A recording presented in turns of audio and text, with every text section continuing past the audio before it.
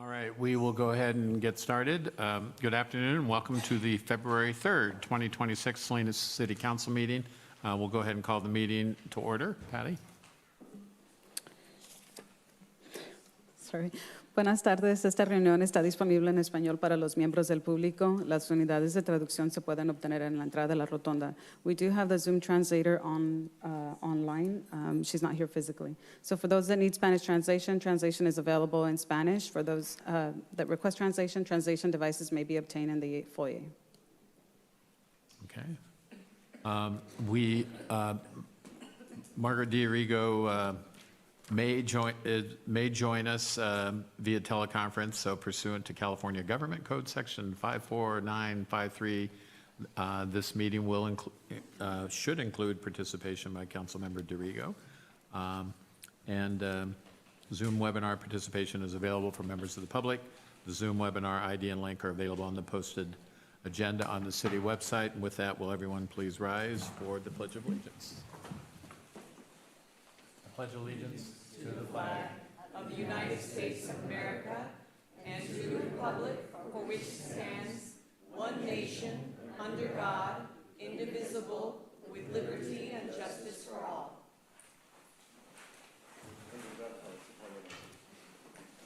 All right. Okay, we're going to call a few audibles at the line of scrimmage. One of our City of Champions recipients is not here. They thought their time was 4:30. So is anyone here to receive the Black History Month proclamation? Okay, I'll go ahead and read Mayor. that, and then we will. Mayor, can I do a roll call first? Oh, sure, why not? Thank you. Sorry. Councilmember Barajas? Yes. Councilmember Barrera? Yeah. Councilmember D'Arrigo? Councilmember De La Rosa? Here. Councilmember Salazar? Here. Councilmember Sandoval? Here. Mayor Donahue? Yep. Thank you. You didn't think I'd say no to that, did you, Patty? All right. All right, we'll go ahead and do the proclamation, and then we will do public comment. Depending upon how long that goes, we may pause and do the City of Champions and then return. So anyway, everyone will get their opportunity. With that, February is National Black History Month, whereas February is designated as National Black History Month, and whereas Black History Month recognizes the contributions of African Americans to U.S. history and are essential to the ongoing story of America. And whereas in 1976, the week-long event officially became Black History Month when U.S. President Gerald Ford extended the recognition to honor the too often neglected accomplishments of Black Americans in every area of endeavor throughout our history. And Black History Month has been celebrated in the United States every February since. And whereas 2026 marks 100 years of Black history commemorations and is thereby officially noted in this year's theme, A Century of Black History Commemorations. And whereas this theme highlights the significance of celebrating, promoting, and preserving Black history as a part of American history, and whereas the City of Salinas recognizes African Americans' contributions from the early days of pioneers to our present-day leaders and honor their courage and contributions, now therefore I, Mayor Dennis Donahue, on behalf of the Salinas City Council, hereby proclaim the month of February 2026 as National Black History Month throughout the city of Salinas and call upon our community to observe this month, and that's dated this third day of February 2026. Okay, all right, okay. All right, before we go to public comment, we'll go ahead and recognize any new employees. Does anybody have new employees to announce?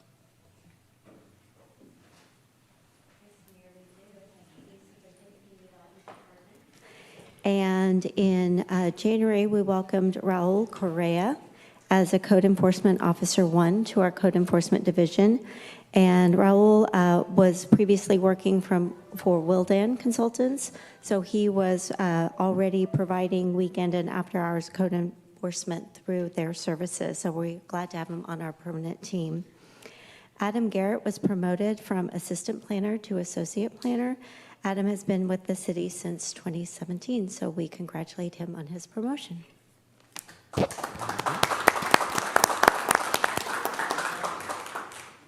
right. Good evening, Mayor, Council.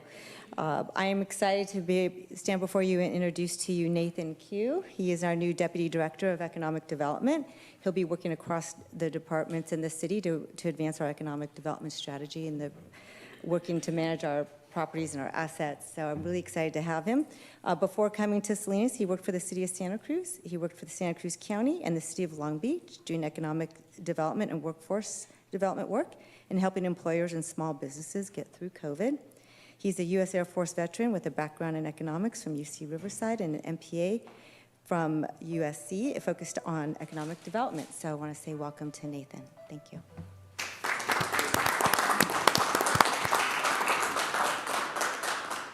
Good evening, Mayor and City Council. I'm pleased to announce two new employees and one promotion.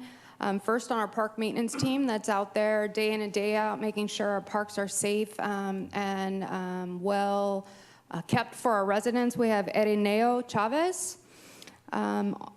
We also brought on a new neighborhood service coordinator, which, as many of you know, those coordinators work closely with each of you in your districts to build community and build neighborhood supports.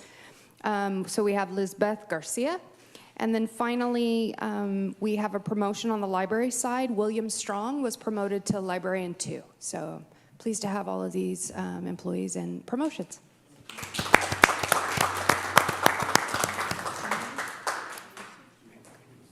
Good afternoon, Selena Andrews, Finance Director. I'm pleased to announce that Frank Reyes Jr.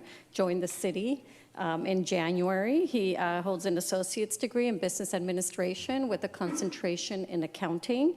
And he is local. He previously worked in Salinas for a law firm for about 9 years as their accounting manager. So very happy to have him join the city.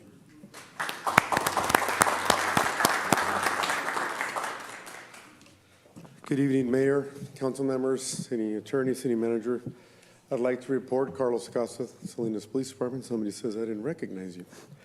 So we're excited to announce 4 new hires at the police department in this month. They will join the San Jose Police Academy on February 17th of this year. So first one is Ulysses Hernandez, David Perez, Robert Sanchez, and Jaime Silva. They're excited getting acquainted with the Salinas Police Department family, and they're ready to start in just under a month. Thank you.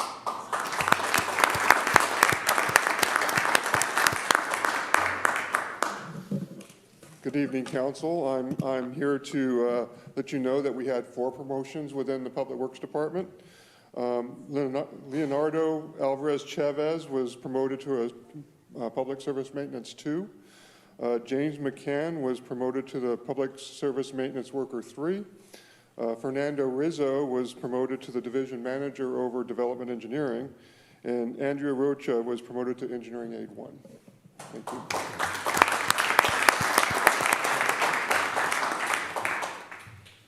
All right. With that, we are going to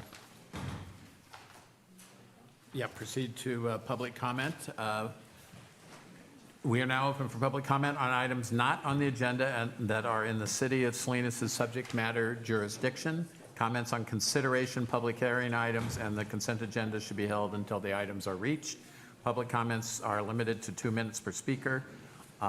Each person who addresses the City Council during public comment shall do so in an orderly manner and shall not make any personal, slanderous, or profane remarks to any member of the City Council, city staff, or the general public. Any person who makes such remarks or who uses threatening, personal, or abusive language, or who engages in any other disorderly conduct which disrupts or disturbs the meeting may be asked to leave the City Council chambers. With that, we are open for public comment. Okay, I understand there's a money problem in City of Salinas. I do lots of service requests, and I don't think you should just give that as an excuse and close it. You should put it on hold. Until you can actually do something, put it on hold. I'll keep on putting it back in the queue if you keep on not doing anything. And I get tired of you guys not doing anything. There's a tree I just saw over there by KSBW. I think it's pretty sad that a worker put asphalt against the tree. I mean, how's the tree gonna grow? I mean, that's the kind of people we have working for the city. They need to be able to think, and you don't do that. You give them room to grow.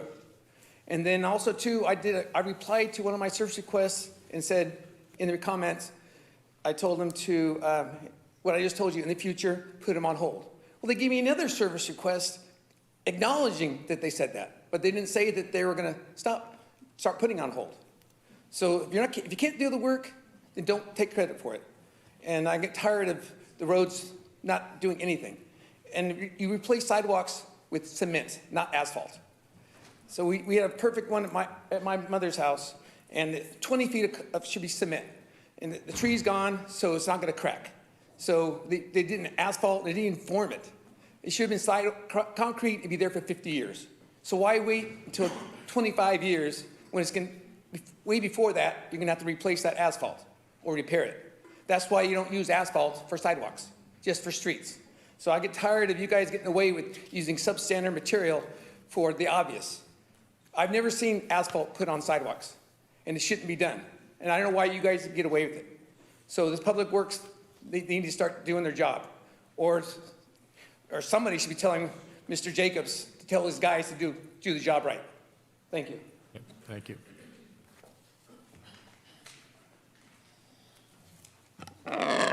This is the day that the Lord has made. Let us rejoice and be glad in it. Good after eve, everyone. My name is Kimberly Bryant, and I'm just here to pray and to just release the shalom of heaven over this room. Father, I just ask you for your presence here tonight, that you would release peace over the dais, over every heart and mind of the council members and our mayor, and every person in this room, in this rotunda, just peace over it, peace over our public comment. Father, I ask for your hope to fill each heart here for the future of our city and the plans that you have for it, Father. But most of all, I ask that you fill each person with your love. Your love casts out all fear, all anxiety, all hatred. So let love prevail here tonight. Amen. Thank you. Good afternoon, Osage Remote Bay community. Gentlemen, once again, let's start getting the streets in order, man. They're pretty bad. I just got alignment today on my truck, and not even half an hour, 45 minutes later, I hit a bump, and the bump was pretty bad. We got to start somewhere. You know, when are we gonna, Tony? When are you gonna reach out to help them out on the east side? Let them know. Give them a ride or something. Pick them up. Hey guys, look at how bad my roads are. Don't you care about me? They built your beautiful park. You're getting there, but your streets look like crap. Excuse my language. They look bad. And if you don't live on the east side, God bless you. You probably don't care. I don't know if any of you guys even live in town. No disrespect, but some of you probably don't. And, you know, you have to take into account that, you know, we're the taxpayers. We pay for all this. We need it done. We need it fixed. We're not asking you because, you know, we're trying to be mean. We're asking you because we need stuff done. We need our roads fixed, our lights. We have no lighting down there. It's dark. And if you don't live there, you don't care. You know, out of sight, out of mind, right? That's what they say. Gloria, you live on the east side, right? By Sanborn? I mean, you know what it's like out there. I don't know where you live, Mr. Waterhouse, but you probably do too. I know Tony does. Tony, you complained about the streets 3 years ago, and they haven't done nothing in your area about the streets. I still see them all messed up. Come on, guys. And this El Alisal thing, you guys got to put that to sleep. You guys are going to get in trouble. Be careful with the Brown Act, guys. It's like you guys are talking amongst the county. Be very careful.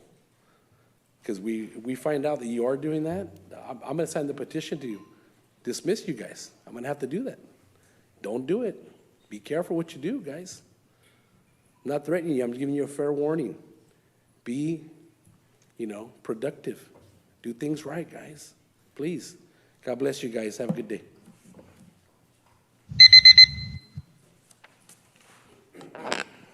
Good evening, Mayor and City Council members. My name is Susana Barrios, and I am a resident of District 2.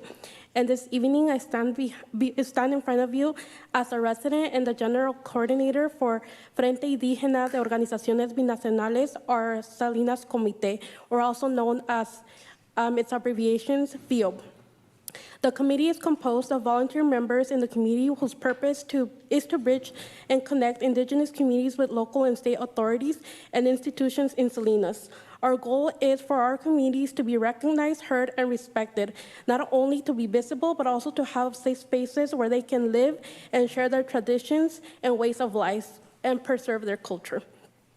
I am pleased to be accompanied here tonight by some of our members, and also want to note that within our community members that are composed the group, we have members that speak Chatino, Mixteco, Zapoteco, and Triqui. And as a new committee here in the community, we are pleased to share with you and the community that we will be organizing an inauguration event to introduce ourselves and share more about the committee's mission and vision. This event will take place on February 21st from 4 to 5:30, and I hope that you can join us. In the next few days, our communications coordinator will connect with you to share a brochure and more details about the event. And for more information, you can also contact the team at fiobsalinas@gmail.com. Thank you for your time and consideration. We hope that you can join us.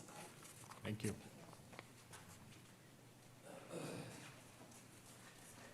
Okay, good evening, City Council members, City Attorney, City Manager. I'm John from District 3, and I want to thank you for I believe it was the January 10th proclamation for Martin Luther King Day that myself and the members of the Interfaith Alliance received.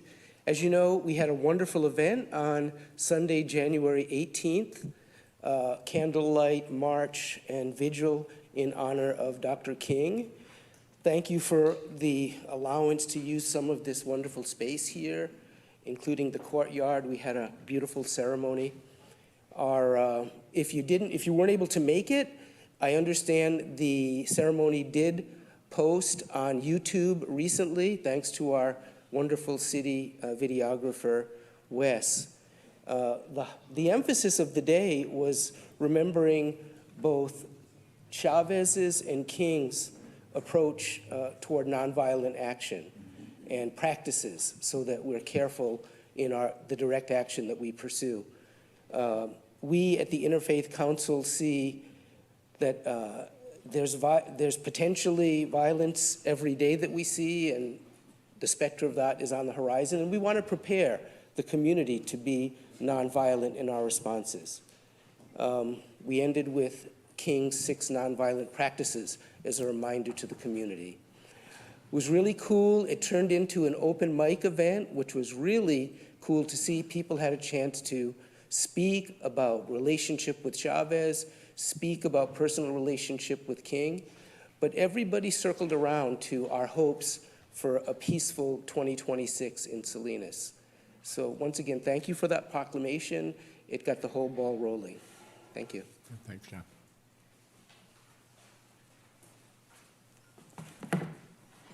Estimado concejales, muy buenas tardes. Mi nombre es Melchor de Jesús Río López, pertenezco al Distrito 2 aquí de Salinas y vengo a lo siguiente. Soy un encuestador voluntario y el recorrido que hicimos encontré muchas prioridades, pero me enfoco únicamente a una, que en verdad está quedando muy linda, pero más linda va a quedar si se ponen los servicios que queremos que se les ponga, o si ya están sus proyectos, que bueno. En el Parque Clúster, ahí es donde nosotros, todos los que visitamos ese parque, ustedes saben que antes pues estaba oscuro, pues sí, tenía alumbrado, pero muy poquito. Pero ahora que se está haciendo un parque bonito, creo que más bonito será que se le pongan lo más adecuado, que es el alumbrado, más alumbrado, cámaras de vigilancia, un jardín bonito, porque están poniendo un jardín que en verdad en todas las calles se ve que no tiene nada de lujo, son unas plantitas de maleza. Entonces queremos que ahí en ese parque se haga un jardín bonito. Las calles también, las calles están muy mal. Alumbrado público alrededor, porque puede ser posible que tengamos un parque bonito y su alrededor feo. Entonces lo que queremos es un alumbrado bastante bonito alrededor, sus banquetas igualmente están muy deterioradas. Eso es lo que más le pedimos. Ahorita que hicimos esas encuestas es lo que más los ciudadanos nos pidieron, que si veníamos aquí les pusiéramos eso, porque sabemos que a lo mejor hay otras obras que no son prioritarias, son unas obras que no dan ni servicio ni función. Y si hay recursos de esa obra, se hagan para las obras más prioritarias, para que nuestra ciudad se vea más bonita. Pues sabemos que nuestra ciudad necesita mucho para que se vea una ciudad más bonita. Pero si empezamos con lo más prioritario, creo que se va a ver mejor. Y se van a sacar un 10 si arreglamos bien el Parque Gloucester. Es mi petición. Gracias.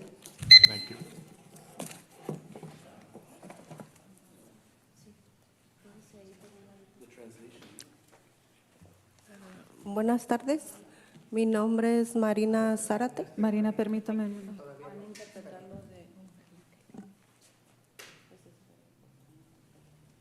Is she coming on? Okay. Can you hear me? Yes. Okay. Yes, I'm part of the ones that were doing the survey, and we were surveying what we needed for our community, and what we ask you to please prioritize what is going to make our community look pretty, what is going to be like better, like the parks, the side, the curbs, and all that. That's what we really want you to prioritize when you're putting this money in. Thank you.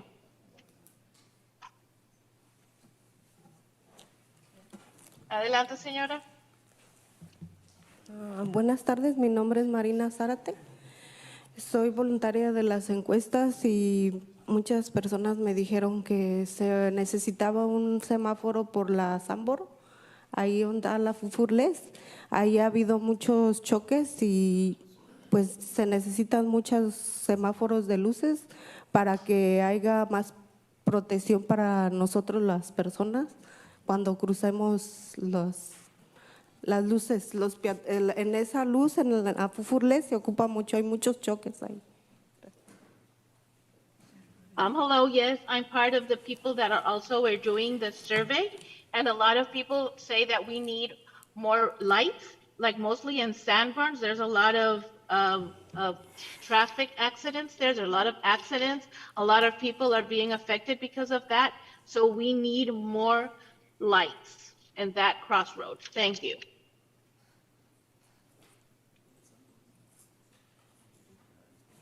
Adelante, Nidia. Buenas tardes, alcalde y concejales. Mi nombre es Nidia Soto. Soy organizadora de la justicia económica con BHC. De nuevo, otra vez aquí participando en la encuesta comunitaria del presupuesto comunitario.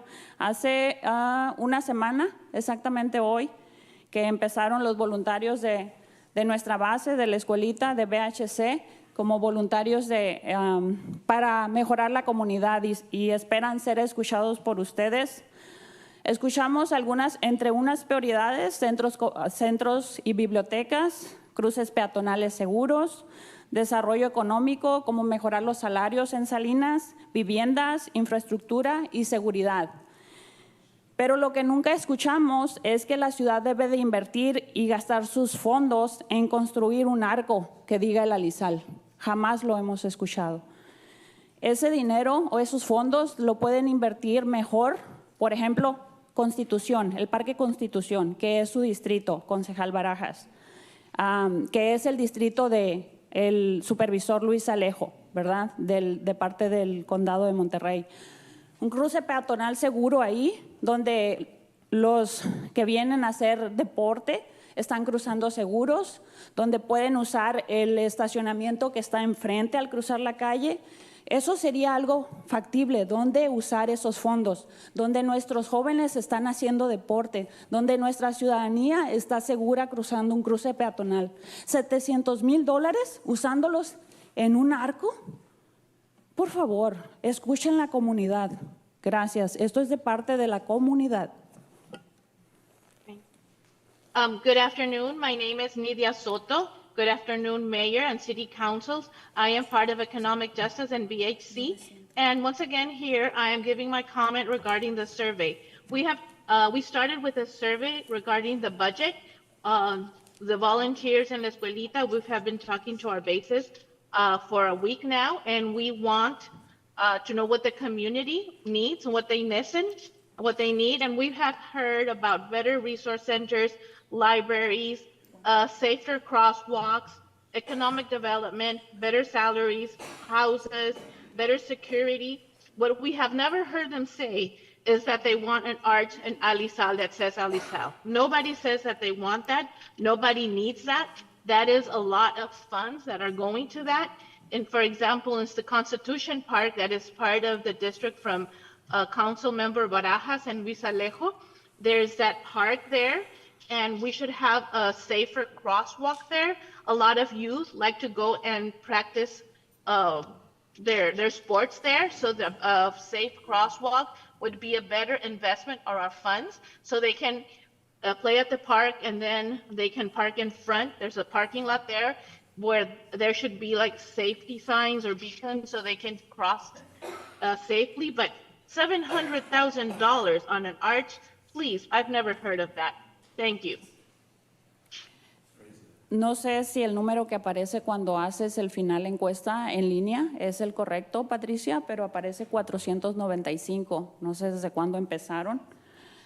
La escuelita, la base, lleva 900 encuestas, escuchando uno por uno. Gracias. In line, it says that the surveys that we have been submitted are 495,000. I'm not sure, but the escuelita, we have 900,000. So I'm not sure if the amount is correct. Hi, good afternoon, City Council. Just wanted to, bring some focus and really appreciate the city for being able to print up these hard copy surveys. This was like the previous speaker, my colleague Nidia Soto had explained. The effort, to be up in the 900s, within, I think it was we started on January 25th, I think it was. And so, yeah, people are really receptive to the idea of how they want to know how their money is being spent, especially on the east side. We all understand the value of money, right? It's what dictates a lot of our choices, and sometimes when it doesn't correspond, well then it's something that we have to make sure and advocate on behalf of our community. So right now, we want to go ahead and turn these. What's that? Oh, el jueves. Oh, so what we'll do is, we'll turn these in on Thursday. I believe that's the final day. So you can turn them in on Thursday. We would like to start populating the data, though, so if you do have them now, we would be more than happy to take them. The survey, I believe, according to our finance director, will be staying open until February 12th. And the last day to turn in? February 12th. February 12th. Okay, so we have until the 12th. All right, so, wow, we got how many more days? We got 9 more days. All right, well, thank you so much. Thank you. Thank you.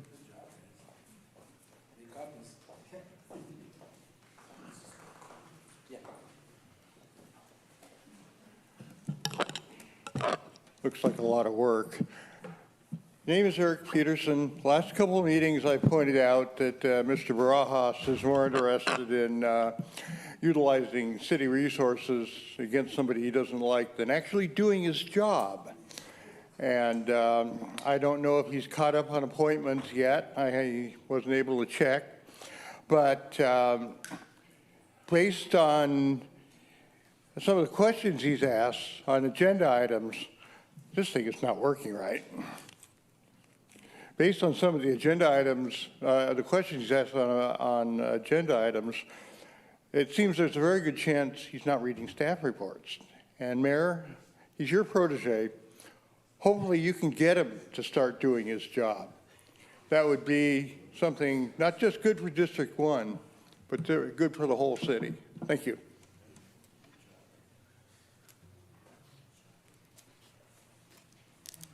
Buenas tardes.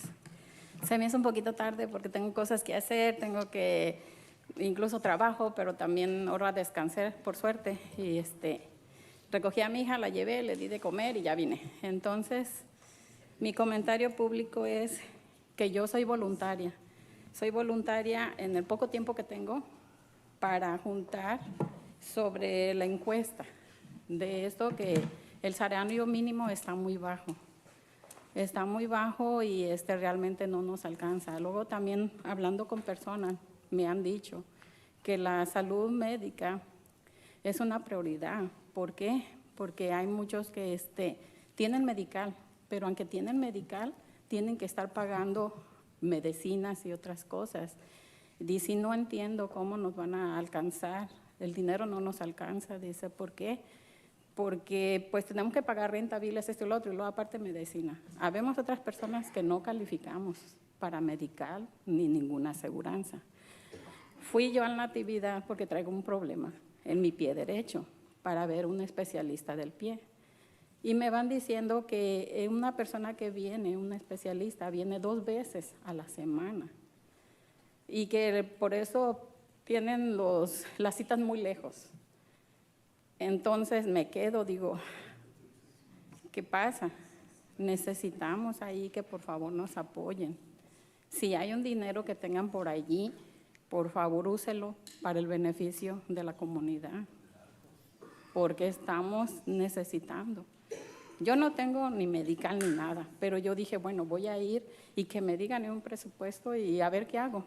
Una vez para pagar una cirugía le pedí una tarjeta de crédito a un cuñado y pagué con ella y ya le fui pagando a mi cuñado, porque es solamente así como uno puede pagar. Yo, pero hay otras personas que no. Gracias. Yes, good afternoon. My name is Isabel Chavez. Thank God I was able to get here. It's my day off. I had to do some errands, feed my daughter, but I'm here. And I'm here because I'm a volunteer. And for me, it's important to come and talk to you about the survey. I have been talking with people about the survey, and minimum salary is very low. It is not enough. And I think this is a priority for all of us. Also, Medi-Cal. A lot of us have Medi-Cal, but even though we have Medi-Cal, we have to pay out of pocket our medicines and some expenses. So the problem is that we don't have enough money. We have to pay medicines, we have to pay rent, and that is just not enough. I went to Natividad because I had some issues with my right foot.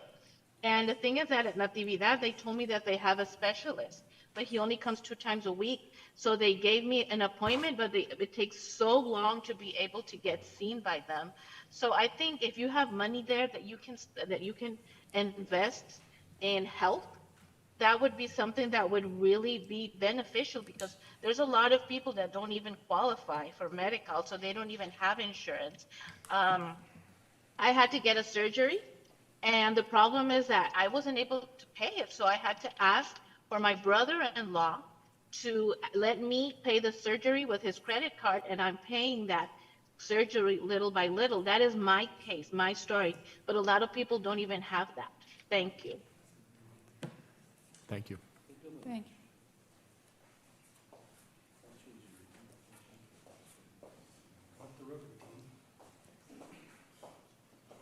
Good evening, City Council and Mayor. I just wanted to introduce myself. I'm Michelle McCarty, and I am the Senior Program Manager for Brighter Bites. And Brighter Bites is a non-for-profit. We receive all of our programming funds through either donations or grants that we've written through our development department. And what we do is we partner with the local schools here in Monterey County and Pajaro, and we do, the schools have to be Title I, and they need to be at least 80% free and reduced price lunches. And we partner with the principals and that have the teachers licensed so that they can teach CATCH lessons, which is a nutrition education program. And then we do a food distribution either once or twice a month at each of the schools. It's all produce, fruits and vegetables, most of which is donated through local producers here in Monterey County. And yeah, we do our best to educate the parents during those distributions as well, because they're the ones that, of course, cook for those children and buy the food for those children and prepare the snacks for their schools, lunches and stuff. So yeah, we try to educate the whole family. And if you would like to learn more, I would love to hear from you. You can go to brighterbites.org and look for Salinas. And Michelle McCarty is listed under there, and I'd be more than happy to meet with you. Currently, the one Salinas school that we're working in is Virginia Roca Barton, which is in the Alisal School District right now. And then, of course, we have others throughout the county. So, yeah, I just wanted to introduce myself and let you know that we're doing great things here. And if you are aware of any grants for which I should apply, I would absolutely love a little heads up off of the, you can get my email off our website. Thank you. Thank you. Good afternoon, good evening. Just want to take a moment to praise Jesus. With none of this is possible without him. And I want to praise Jesus on his residing over my bond as a heterosexual, having 6 children, 6 sons. The only way you can have children is man and woman. And I just wanted to praise him here to start things. Great work by Yago and his crew here, the rugby team that was huddling, the decorum, double dipping, all that. Decorum really kind of failed tonight, it looks like. But we have conjecture, we've talked about Bruce Taylor donating money to your campaigns, you giving back the money, going into closed session, working on some property deals with him. And I love that idea, to be quite honest. I think Bruce Taylor's a great member of this community. But with that, let's help them do that. And let's have them match the money for investment over on the east side with this group of billionaire friends. Why don't we do that? Can't we broker that deal? Let's broker a deal with our community and our great member, Bruce Taylor, who's invaluable. And let's broker that deal and let's get that investment from our people here, because it's the greatest community in the world. It's the greatest city in the world. And we're going to make this city great again, regardless of all the bullshit and the trinkets up there selling sexuality. Because I love you no matter what, Jose Luis, no matter what you might think about me. That's so wrong. So wrong. Because I love you for who you are, but you're not here to sell the sex. Thanks.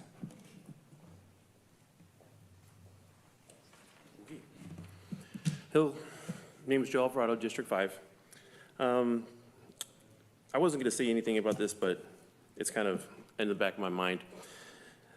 Over the past 6 months, I've been coming to these meetings pretty regularly, kind of getting some of the insides of what goes on up here and the decisions that are made on this dais. And over the last 6 months, I've heard the same thing from people who come up here and talk to you. They ask for better police presence. They ask for more lighting to improve public safety. They ask for stronger code enforcement to protect neighborhoods and property values. They ask to repair roads and infrastructure. And they ask for traffic calming to improve pedestrian and neighborhood safety. Like the survey that just got displayed before you guys, not one of those people ever asked for an arch, a decorative, symbolic greatness to Salinas. In 2020, when that arch was erected, the closest number that I can come up with was that that arch cost about $600,000 in downtown Salinas, and that spanned 2 lanes. That's all that's public. So using that figure in today's money, we're looking at about $786,000 if that arch, same thing, was being built today, if the arch cost $600,000. When you stretch that thing over 6 lanes of traffic, you're looking at $2.36 million. Well, it was great that Mr. Alejo chipped in $100,000 to get it started, but until there's a clear way of making that arch work, I think those funds need to go somewhere else.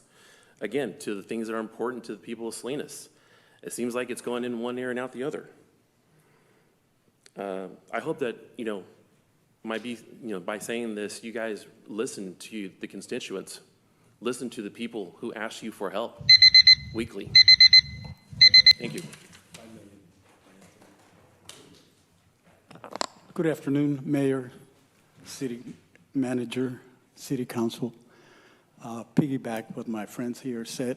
He's been coming here for 6 months. I've been coming here since 2008. And I've been repeating the same thing, just like the rest of the people here. And it hasn't gotten us anywhere. We applied for speed bumps, 2009, 2010. We didn't get them. We reapplied a couple of years ago, submitted all the paperwork and all the requirements. We get a meeting last October.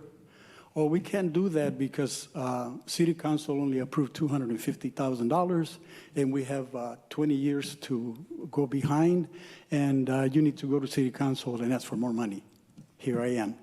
We need money for speed bumps in Montebello that we have been requesting since 2008. Thank you.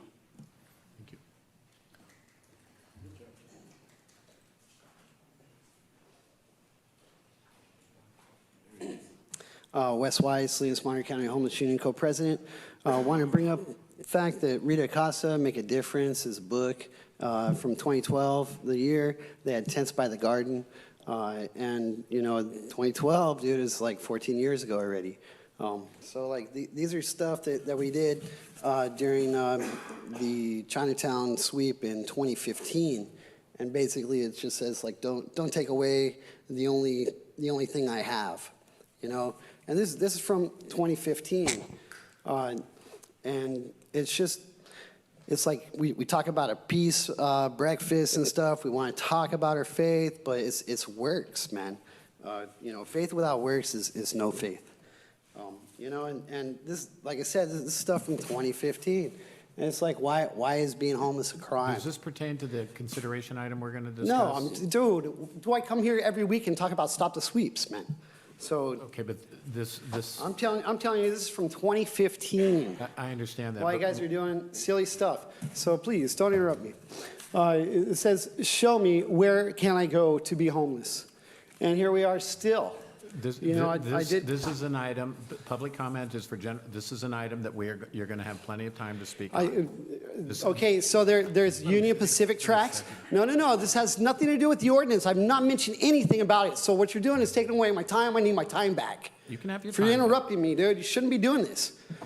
Okay, so there's Union Pacific tracks going on right now. It's all private property since June of 23.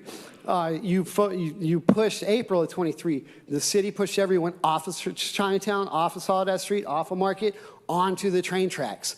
And since it's private property, that's the way you like it, because now you don't even have to post a notice. So what do? They luckily call a coalition of homeless service providers, and they're go, hey, you know, you got to go. But where do they go? Like I said, 2015, dude. Have another 30 seconds. Stop the sweeps. You're killing people. Okay. You have 30 seconds. Oh, wait, go. 30 seconds. Take it. Dude, take your time. So it's just stressful because I know that Rita has lost over 200 people. We have a list of people that have died outside waiting for services. In 2015, it was about cars. Got to sign people up for services. Nobody wants services. Now just about everybody in here is God's services. We've tried to do like a licensed, what do you call that, livability license, you know, to where, okay, look, you sign up for services, your place is clean. It's not a health and safety risk. What is the problem?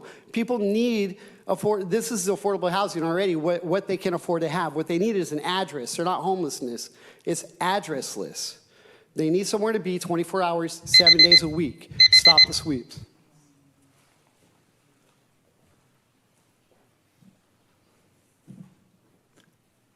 Am I ready? Good afternoon, Council, Mayor. I plan on commenting later on a particular subject. I just kind of want to set the tone today. After hearing a lot of the public comments here and over the last few months, I just really want to encourage this council to really be open-minded and listen to what people are saying, because I hear what they're saying and I don't see the action corresponding to what the people are saying.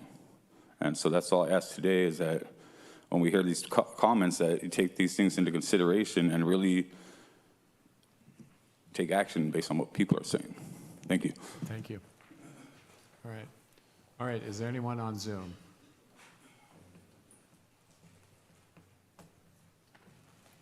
Okay. Ozzy? Hello? Hello? Yep, you're on. Are you able to hear me? Are you able to hear Yes. me? Hello?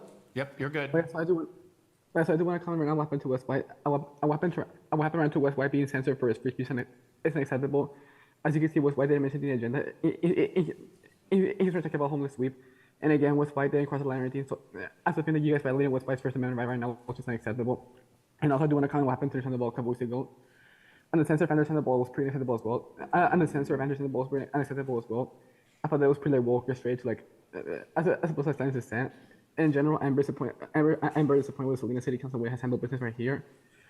I'm starting with the way the mayor has. I'm starting with the way the way you, Mr. Mayor, decided to censor our time. And Mr. Mayor, I think you're a piece of shit for censoring our time and for doing decorum. I think you're a piece of shit for that. And also, I want to start by addressing the city councilors who complained about their feelings getting hurt at the November 18th meeting. I thought they were just crying over nothing. For like, especially Barajas, especially Mr. Arroz, they were just crying over nothing. And so, yeah, I think the city council is more interested in battling free speech. So thank you. And that's all I have to say for the moment. Shame on all of you for battling free speech. Shame on all of you. Shame on all of you for battling free speech. Shame on all of you. Hopefully, we get some better replacements for y'all. Hopefully, we get some better replacements for y'all's asses. Thank you. That's all I have to say for the moment. Ozzy, just as a reminder, please no profanity. This is publicly broadcasted. You have 46 seconds.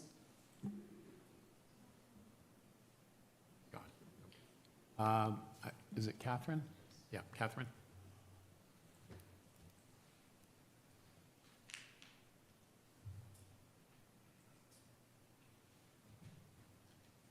Catherine, are you there?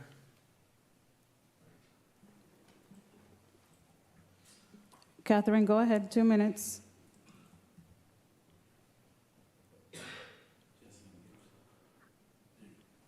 I'm sorry, can you hear me? Yes. Okay. I was born and raised here all my life, 62 years. And I want to just bring a light to this decorum. You know, we are not stupid people. We are your constituents. I live in Creek Bridge. The city planted or approved these big trees back when the development was built. They didn't anticipate for the trees to go 30 foot high and the roots to grow into our lawns. I put in a work order because your tree is growing into my sprinkler system. Your tree is tearing up my sidewalk and someone's gonna trip and get hurt. I put in a work order, I got a response. It was canceled and it would be 20 years. We own our own business. I drive over to South Salinas, they're fixing sidewalks. Something is wrong with this city hall or city council, and you guys need to start talking amongst yourself because we the people are getting tired.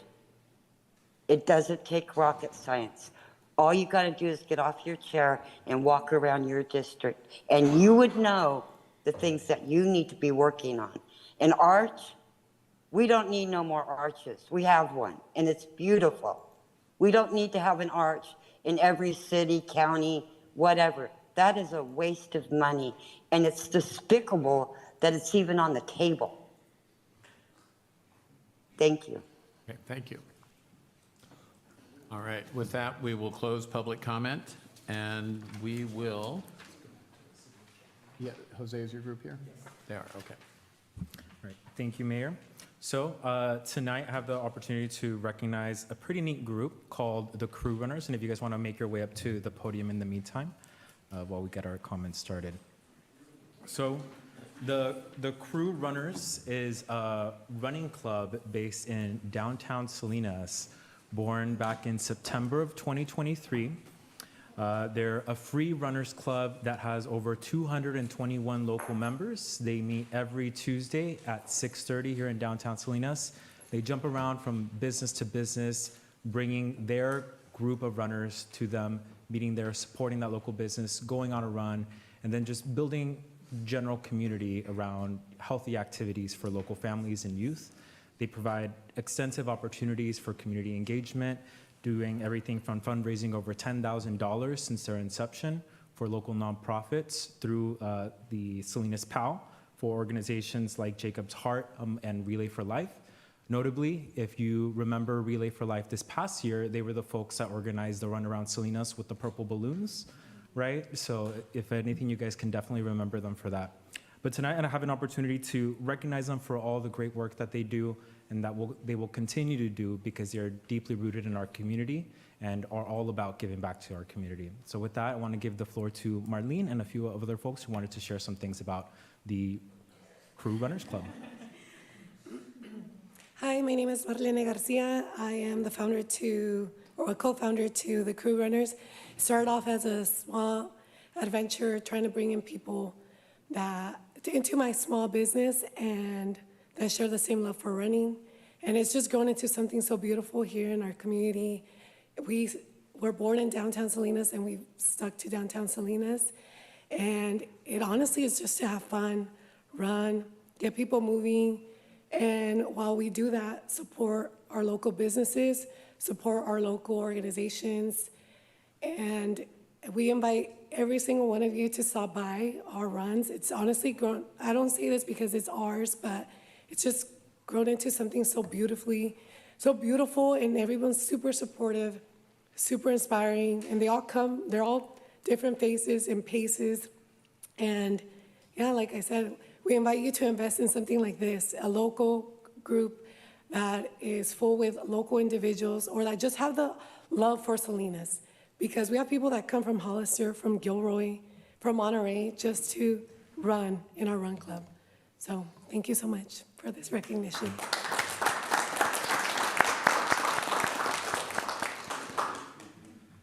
Hello, good afternoon. My name is Alejandro Soto. I'm also a member of the Crew Runners. And I just want to say, first of all, thank you for welcoming us here and helping us preach the message of our team. As somebody who's been part of several other run clubs throughout Monterey County, Monterey, Seaside, Carmel, I would say that the Crew Runners really offers a very unique experience. In the year and a half that I've been a part of this team, it's turned from just a regular weekly run club into really a family that's really immersed itself, not just amongst each other, but with our own local community in ways that I haven't seen with other clubs. As has been previously mentioned, we partner up with different local businesses on a weekly basis, organize several charitable events. So it's not just a couple of individuals getting together and running, right? Obviously, the health and fitness and the wellness aspect of it is very important. It's very key. But at the same time, it's about building community. It's about building partnerships and building trust amongst each other. Several of us didn't know each other when we first started running together, and now we just kind of grown into a big, giant family, and every week it seems to be growing in a very fruitful, very organic way, and I very much love the message that we send out, where it's like, yes, we're looking after each other's health, we're looking after each other's wellness, but above all that, we're looking after our own community in ways that we find are unique, and that makes us very special and a key component of our city, and we encourage everybody, whether you're a beginner runner, whether you're not interested in running at all. We have several people that just walk, that bring their dogs, bring their children in their strollers. So it's very inclusive. We welcome everybody of all backgrounds to come and join us every Tuesday night to bring our community together. And especially in this time of great tension and great division, we bring unity in a very special and a very exclusive, very special way to Salinas. So thank you very much for having us. Thank you. Good afternoon. My name is Kat Marquez. I've been a part of the Crew Runners since about March of last year. For me personally, not being from the city of Salinas, it was really hard at first trying to find, I guess, a group of people that I could hang out with or even like talk to. And I was never a runner. I was actually very intimidated to run. If you had told me to run a mile, I would probably ask you, can I just do half of it? And if not, the other half I'll walk, you know? But the first time I ever went to the Crew Runners, I felt nothing short from being welcome. Like, it was the most amazing experience. And since then, every single Tuesday has been that same feeling. I feel so close, and I'm so, so proud and honored to be a part of this amazing group. I can get emotional, but like, I feel like I found my people in this run club, and this is the thing that I feel like the city needs the most is community, and giving out a power and a message of saying that like we're here for one another, no matter what your story is, and it has nothing to do necessarily with running. Like half the time, we're really just bonding about our life stories, about our day-to-day lives, and it's just that 1 hour that we get together on a Tuesday and just kind of forget about everything else that's going on in our lives and just kind of taking a breather. I know like many of us sometimes go through life and just feel like have a million things going around.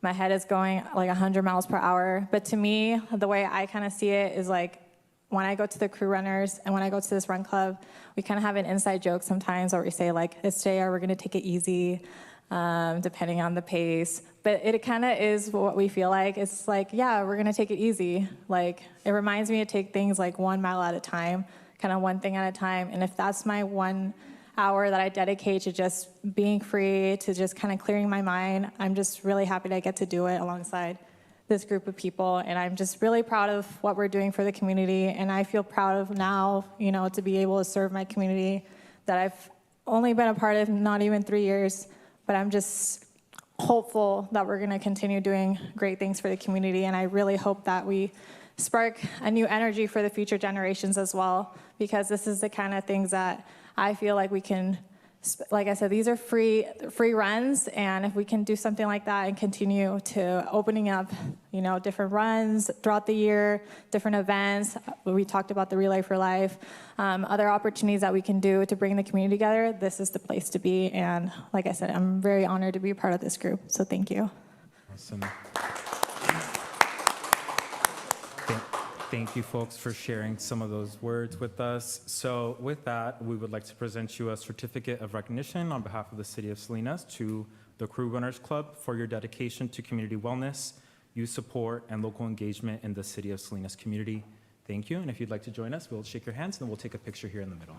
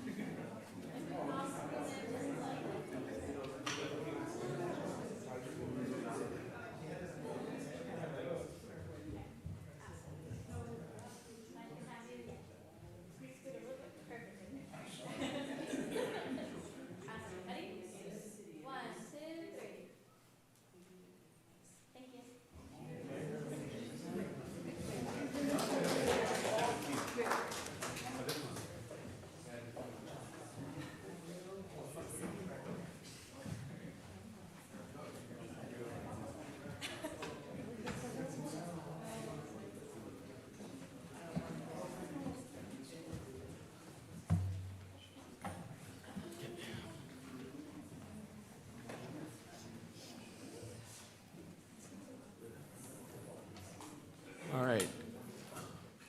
Do I have the Youth Council in the house? I do not, okay. So we will, we'll hear from them soon, I hope. And then on terms of public hearings, we are continuing the establishment of a zone of benefit in the central area of the North of Bronda Future Growth Area. That will be continued indefinitely. We will now head to consideration items. Consent item 26020. We have the Hitchcock Road Animal Services presentation Not that, it's not on my list. on the agenda. Is it? It's not on my list. That's fine if we do, I just. Yeah, we do. Let's Okay. give a presentation from Hitchcock Road Animal Services. Okay. Great, you're up. Yeah, it's not on mine. It's on the agenda. It's not on the cheat sheet. Oh, no, the cheat sheet needs to have every word.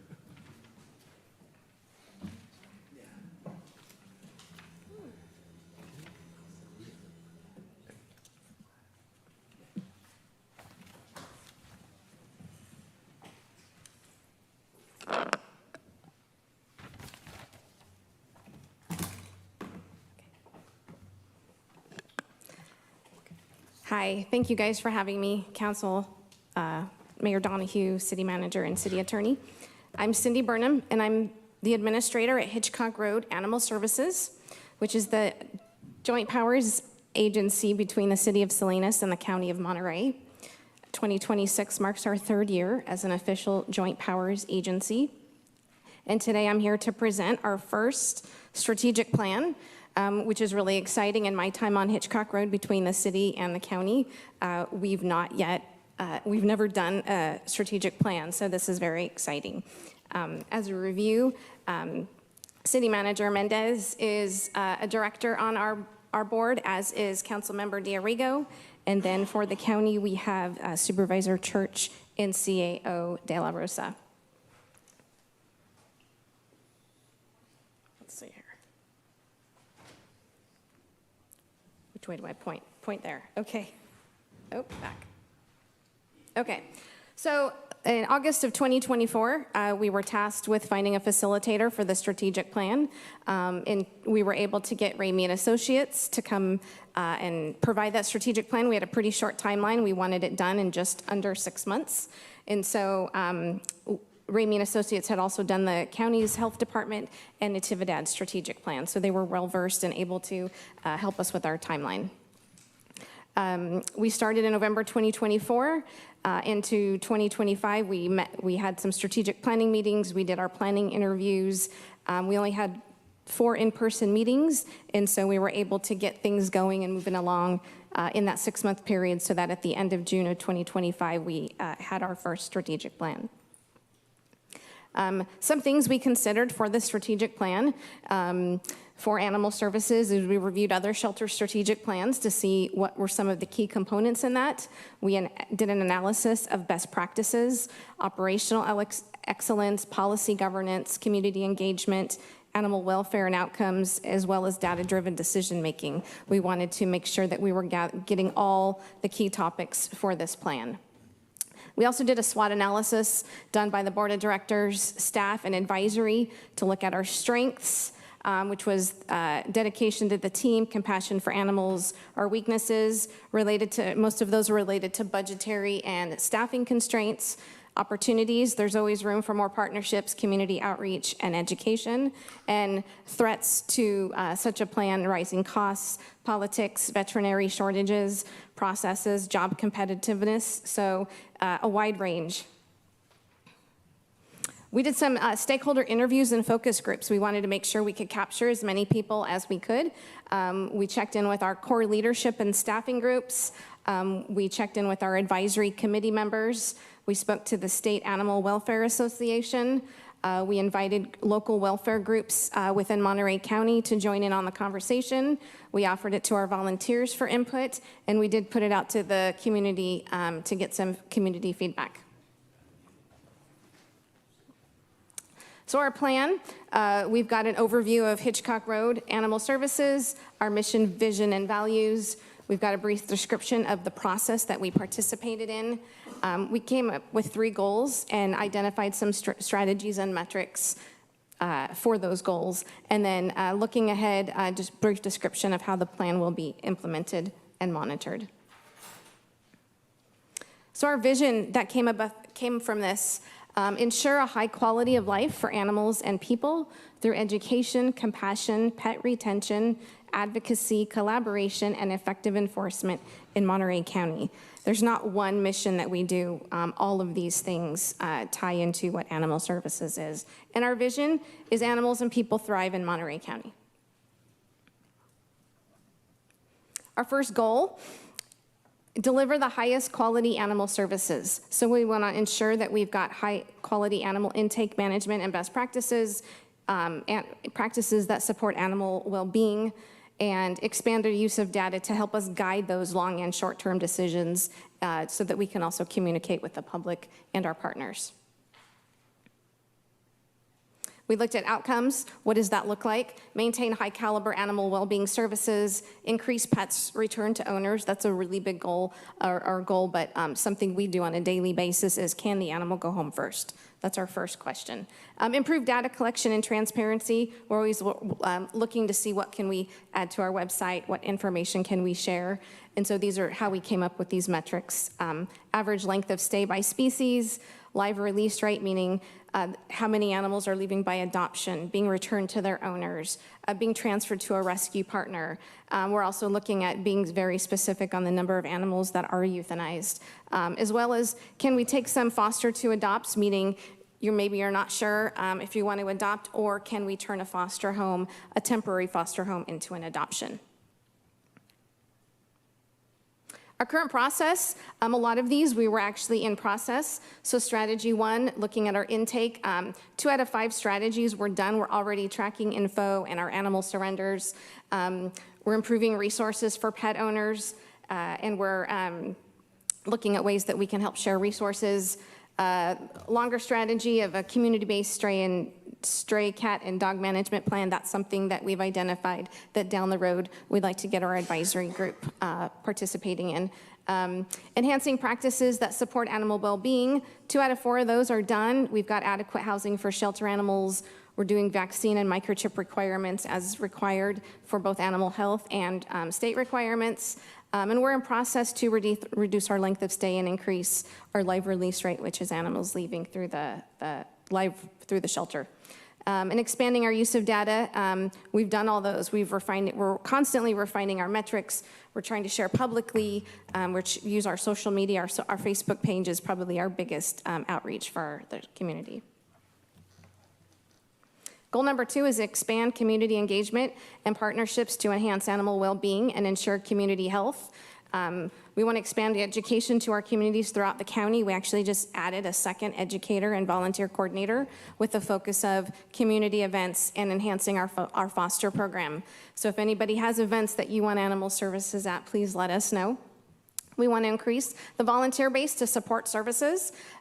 With adding a second person, we now have a volunteer coordinator who's got some capacity to increase our base. And so we're always doing volunteer orientations and trying to get more folks on board to help us. We've currently got over 90 volunteers that help us each month. Expanding our support and training to retain volunteers. We're actually having a training this week for some of the new volunteers that we've onboarded. But with expanding that base is all expanding our training because we need to have them trained to help us. Develop inclusive, culturally responsive messaging and targeting outreach strategies. We're using some of our data of where animals come from to target where we go. And we've also are working to make sure that we're providing information in multiple languages so that everybody is able to access our resources and information. And then strengthen and initiate strategic partners to address community needs. We're always looking for partnerships. I'll talk about it a little bit later, but we have a new Friends of Hitchcock Road Animal Services that we're also working to build some more partnerships within our community.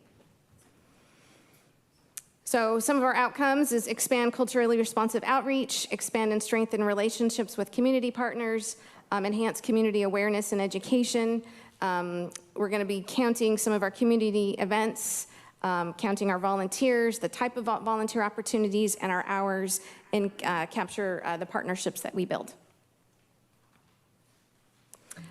We've got some great progress going on these. For our expanding education and prioritizing outreach, we've been disseminating resources, community engagements, events, and messaging. We're trying to put those on our website, on our social media. We've got some bulletin boards in the shelter for those that actually just come to the shelter that they can see. We've got some longer term strategies of expanding efforts into the schools and youth. But with an increased volunteer base, we want to build that through our volunteers. Let's see, we've got we've already done utilizing our social media. I think our Facebook page has hit over 10,000 viewers that we reach on a regular basis, so that's really been great. Longer term, or partnerships with others for more outreach. We've got some longer term goals of doing just more, again, in the schools. For increasing the volunteer base, 2 out of 2 strategies, enhancing our volunteer program, reducing barriers. The onboarding process with our current county policies is a little long. So even this year, we've already worked to reduce those because we know that we don't want to have any barriers for people to volunteer. We want them to come in, we want to give them the training, we want them to do the great work. And so that's actually in progress, and we're working to shorten that onboarding process. And then, let's see, strengthen and initiate partnerships. They're all in progress because we're always collaborating to expand opportunities. We're really looking to see how we can increase access to low-cost vet care in our community. We keep hearing that's a huge resource. If any of you have pets, you know how hard it is to, one, get an appointment with your vet, or to, for the cost of what that is. And so we're looking to increase, see what we can do to increase that, whether it's share resources, build our own clinic, or expand our own clinic. We do have our own spay-neuter clinic. We continue to provide low-cost spay-neuter opportunities. Just 2 weekends ago, we partnered with Animal Balance with funding that we received through the city and the county, and we spayed and neutered 189 animals in a 3-day period. We've also been providing feral cat clinics with our partner, the SNP Bus, throughout the communities to try to fix as many feral cats as we can, because that's where the kittens are coming from each year. And our last goal is to establish sustainable funding to enhance operations. So we're working to secure sustainable funding, ensure the highest quality facility management practice and shelter ops are in place, improve staff recruitment, hiring, and retention, expand our facility as staffing and resources allow. We have a 20-year-old building, and we are using every single inch of it, but we've got a lot of ideas for what we'd like to expand in the future, and advocate for more effective countywide animal well-being policies. So for our outcomes, increasing funding and diversify funding sources, strengthen facility infrastructure, improve policy alignment across jurisdictions. Currently, as an example, we're looking at, now that the city and the county are working through our JPA, are there ways that we can streamline some of our policy alignments for that? So metrics, number of community member donations, member of community spay-neuter microchip events, our staff retention, and description of well-being.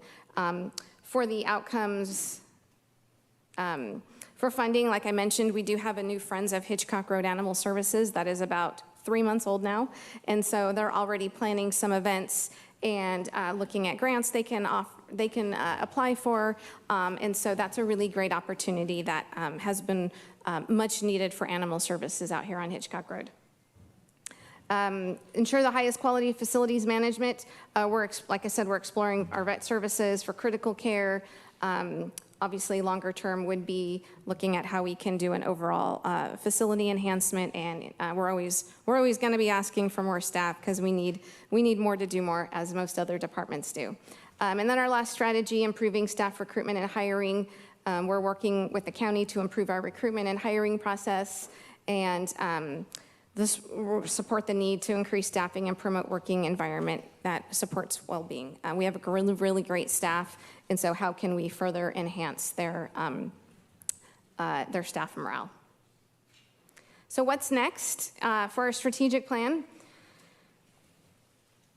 So we've identified year one priority activities, some of the ones that are already in progress. We've reviewed the plan with our leadership team so that as we develop plans throughout the year, they're in line with that strategic plan.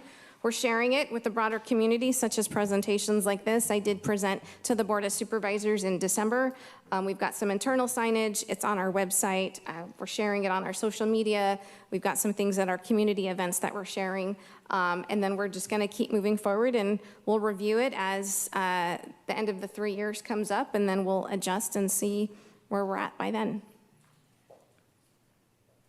And I'm just sharing and ending with, we got a nice surprise a couple years ago. There was a contest between UC Davis for More Pets and People, this art contest, and anybody that submitted their artwork representing pets and people earned a $5,000 grant. So a local gal, Scarlett Bispo, submitted her drawing, and it says, "When people are down, pets are around," and she earned us a $5,000 grant. And so we actually put her artwork on t-shirts, and we hand out the t-shirts at events. So that was pretty cool. And with that, I thank you for your time. Okay, thank you. All right, that's a presentation item, but we will take comments from the council. If anyone has comments, feel free. Tony. Ms. Burnham, appreciate your work, because I know you had your highs and lows in this department, and then bringing two governments together, that's another major task. So you got over 90 volunteers. That's not an easy task in itself, and I appreciate you commending your staff. I think what I've seen in the neighborhoods, less and less dogs and cats running the streets anymore, and I think the spade and neuter programs that you've put out there have been very successful. I know there's a lot of people that really get involved. So to your credit, and I sincerely mean that, I think you've done a phenomenal job here, because a lot of times we don't know about this department unless we're into animals of some sort, but that one thing to bring the county and the city together and work together, to your credit, I want to say thank you. Thank you, Tony. Jose, anything? Yes, more so a question, hopefully. So my question, first of all, thank you for the presentation and thank you for the work that your agency does. My question is pertaining to the enforcement component, particularly on Goal 3. What sort of financing mechanisms or revenue generation mechanisms does Hitchcock Road Animal Services have available to itself? Like, are you guys able to do some sort of like fee for service and collect and generate revenue in that way? Or is there like a benefit assessment district? How do you guys foresee increasing revenues? So our current main source of revenue is our licensing program. All dogs are required to have a dog license over the age of 4 months. And so we do manage that system, and that's for rabies control. So we have that. We do charge fees for any permits or adoption fees. So we do have that. As far as looking at other sources of revenue, besides just increasing fees, those are some things we're still exploring. There are I guess larger base. Some agencies are doing some kind of long-term tax. We've not explored that yet. We're also looking at what we can have our friends of Hitchcock Road support us with as well. Like I said, they're really new, but we're just starting to look into that long-term funding, like a long-term goal. Okay. And then as it pertains to staffing levels, is there a general like national standard or state standard for number of enforcement officers per population similar to like police or fire or other services? There is a very broad one that says one officer for like every 20,000 people, which would mean we would need a lot more. But that's just kind of an anecdotal one. What we tend to do is kind of look at our service load and see what would help us kind of reduce call times. So we don't necessarily use that national formula. So we've been exploring, and we have received additional staffing to bump up what we currently have. So it's something that we explore every year. Okay. Those are all my questions. No problem. Thank you. Gloria? Cindy, yes, we see less animals out running in the streets, but in some neighborhoods it's still happening. And in our website, we do advise people that if they find a stray cat or dog, to return them to Hitchcock. Yeah, we're telling people where to take the animals, but sometimes they don't know. Yes, so stray lost dogs from Salinas, yes, come to us. With cats, we ask people to call us. As far as a policy, a healthy, thriving cat does not necessarily need to go to the shelter because there's no law that says they need to. Dogs are not allowed to run loose for sure. So we like people to call us because if it's sick, injured, abandoned, by all means, we want to help that cat. But for dogs, yes, dogs are not allowed to run loose. So do we have that service in weekends? The shelter is open on Saturdays. And people can bring animals too, but I do not have currently animal control on the weekends. Okay, because sometimes that's the problem. They don't, I wouldn't know because where to take an animal sometimes. Yes, we do. We do currently have animal control Monday through Friday. The shelter is open Tuesday through Saturday. Sunday is the one day that neither of them are working. Mm-hmm. Okay, and another question, do you have a lot of reptiles? I hope Do we- not, no. No? Like, I know we take them in, right? There's somebody, It depends on the case, but yes, owner surrenders, those would be referred to the SPCA most likely. We have taken in, we currently have a really cool duck, but no reptiles.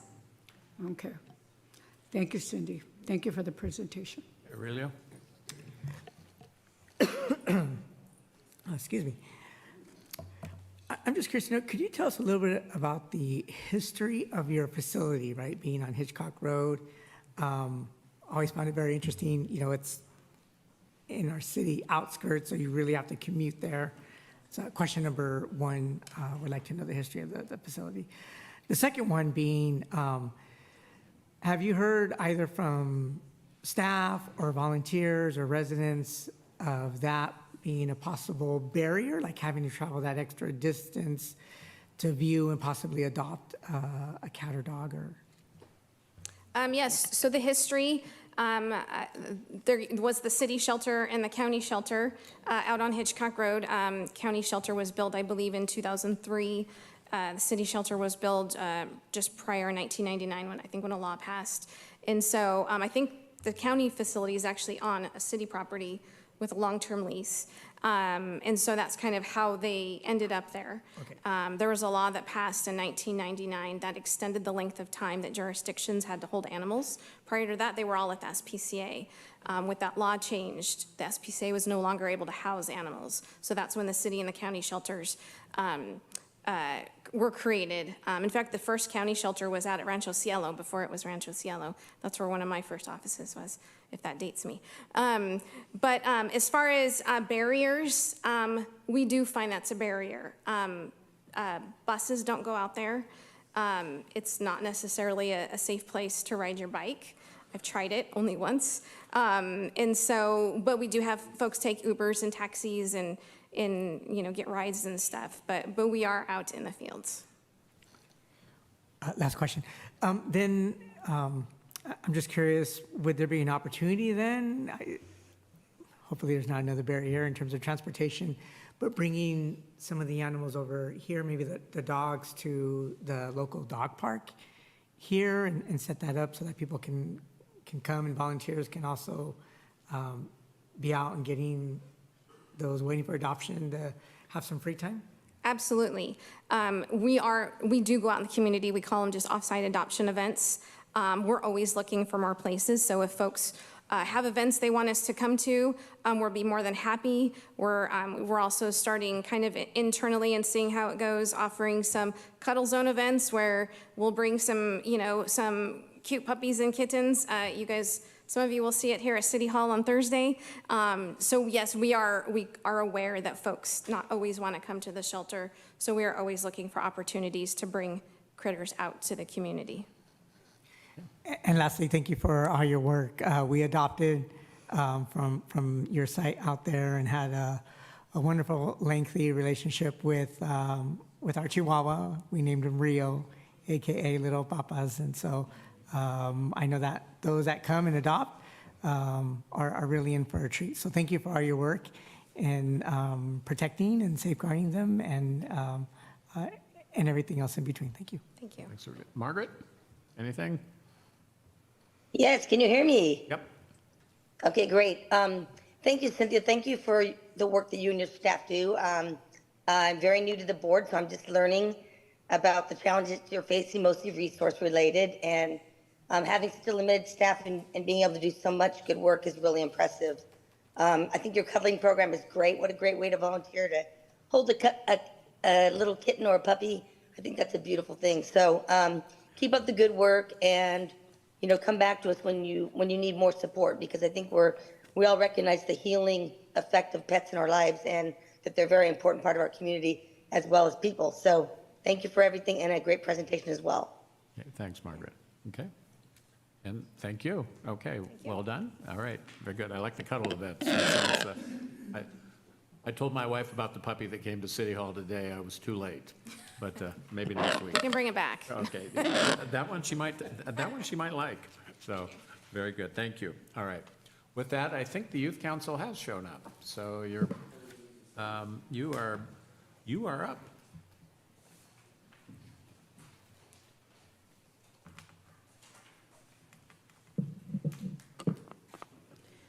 Good evening, council members and mayor. My name is Ariana, and this evening we are here to provide a few updates. The Youth Council asked for the City Council to proclaim April 27th through May 1st as National Youth Violence Prevention Week due to recent events happening in the city. We would like to raise awareness on preventing violence against youth. We are also going to work on a campaign hoping to partner with schools to target students. As well, this fall is the Amor Salinas 5-year anniversary. We will be working on a new PSA and updating messaging.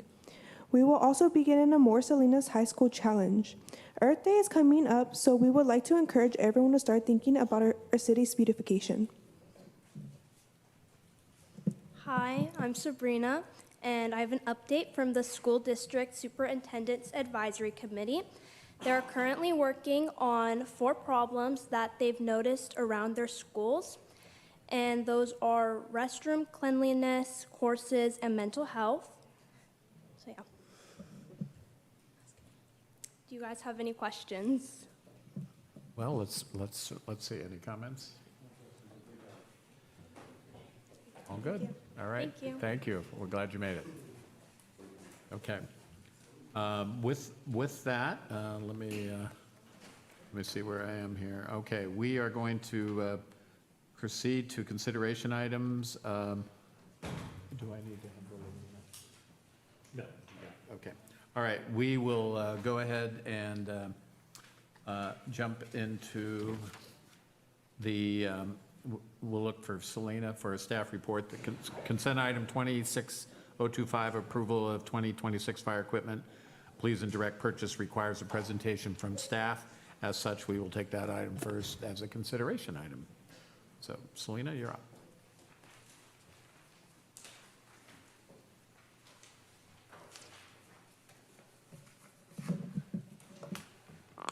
Good afternoon, Mayor, Council members, Selena Andrews, Finance Director.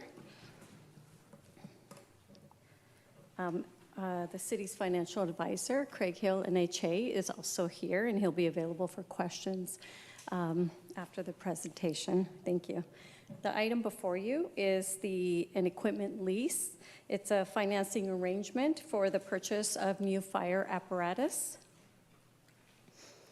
As outlined in the staff report, this finance is being effectuated through the current master equipment lease purchase agreement with Bank of America, Public Capital Corp.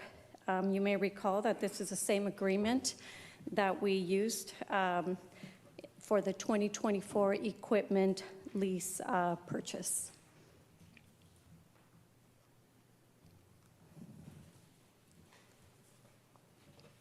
The fire department is in need of 2 new Pierce Enforce Type 1 engines, 1 Pierce 100 Enforcer tractor drawn aerial, and a new BME Type 6 engine.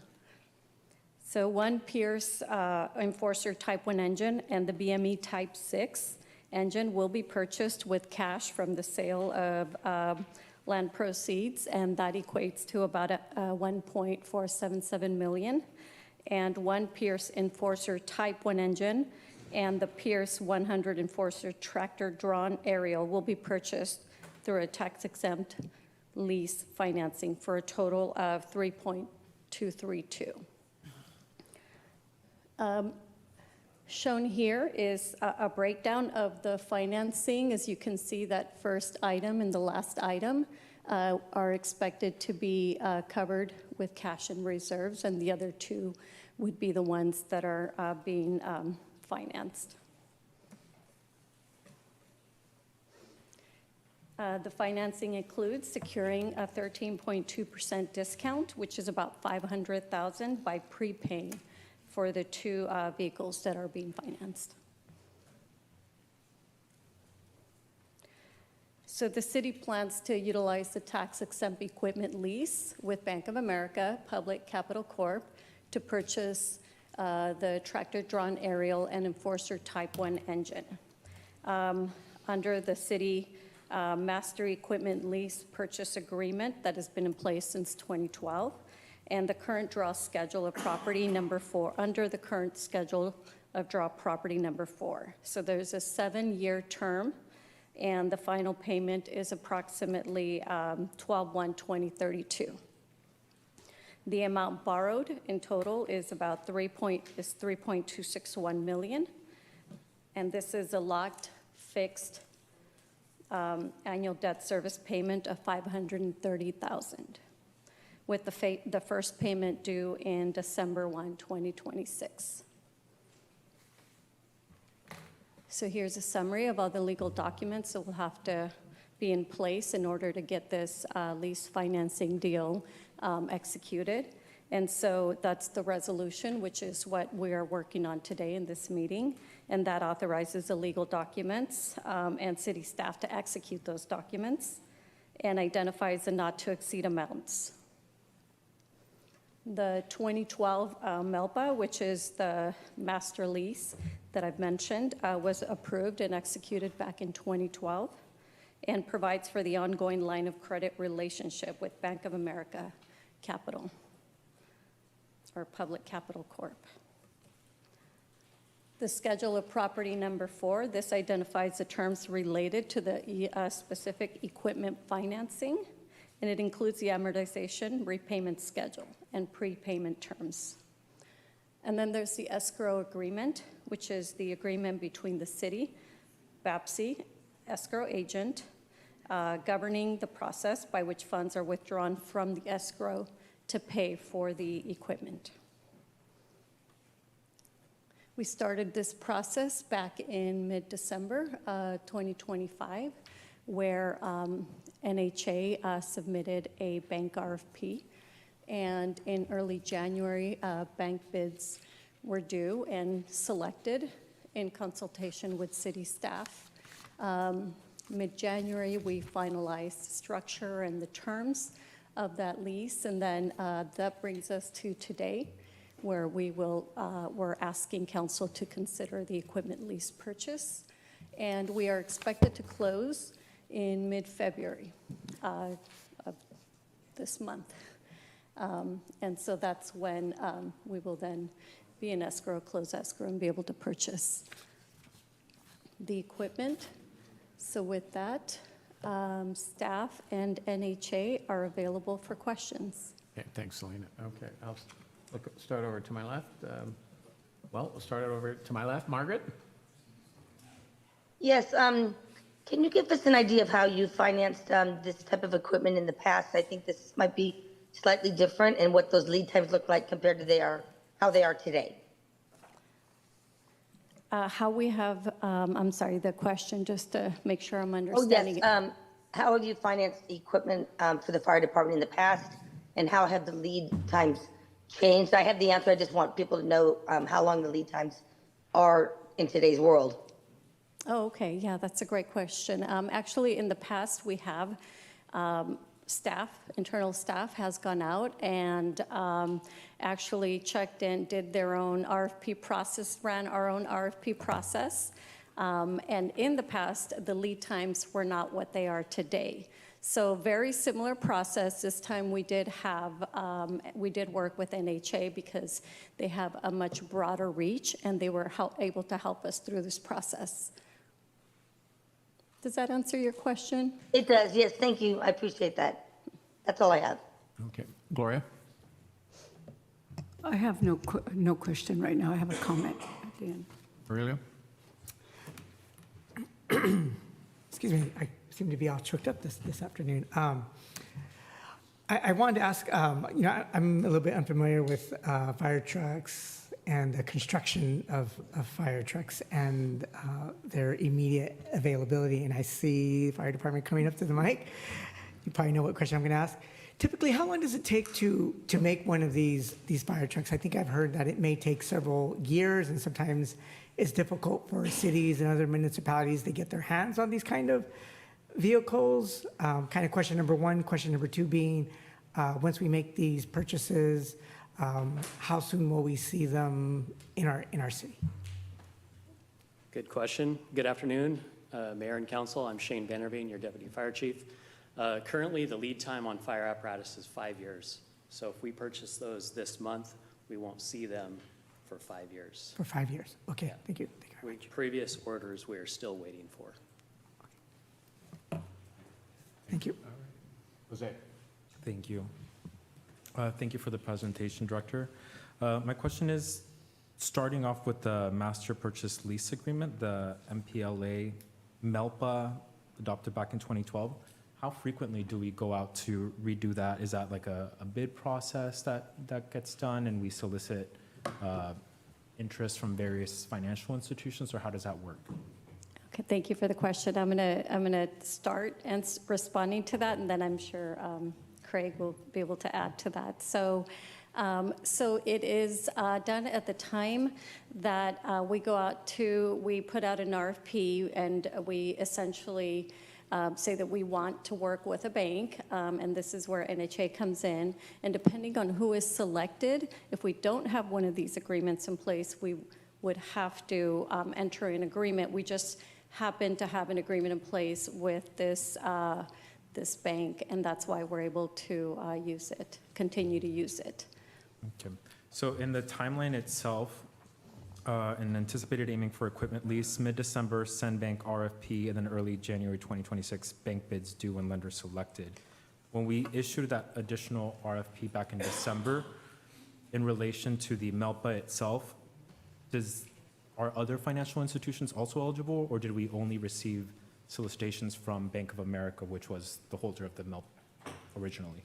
So other institutions also submitted bids, but they were not as favorable as this bank. And so that's why the bank was selected. It's similar to an RFP process for work or in any other type of RFP that the city would put out there, only this is specifically for certain types of products.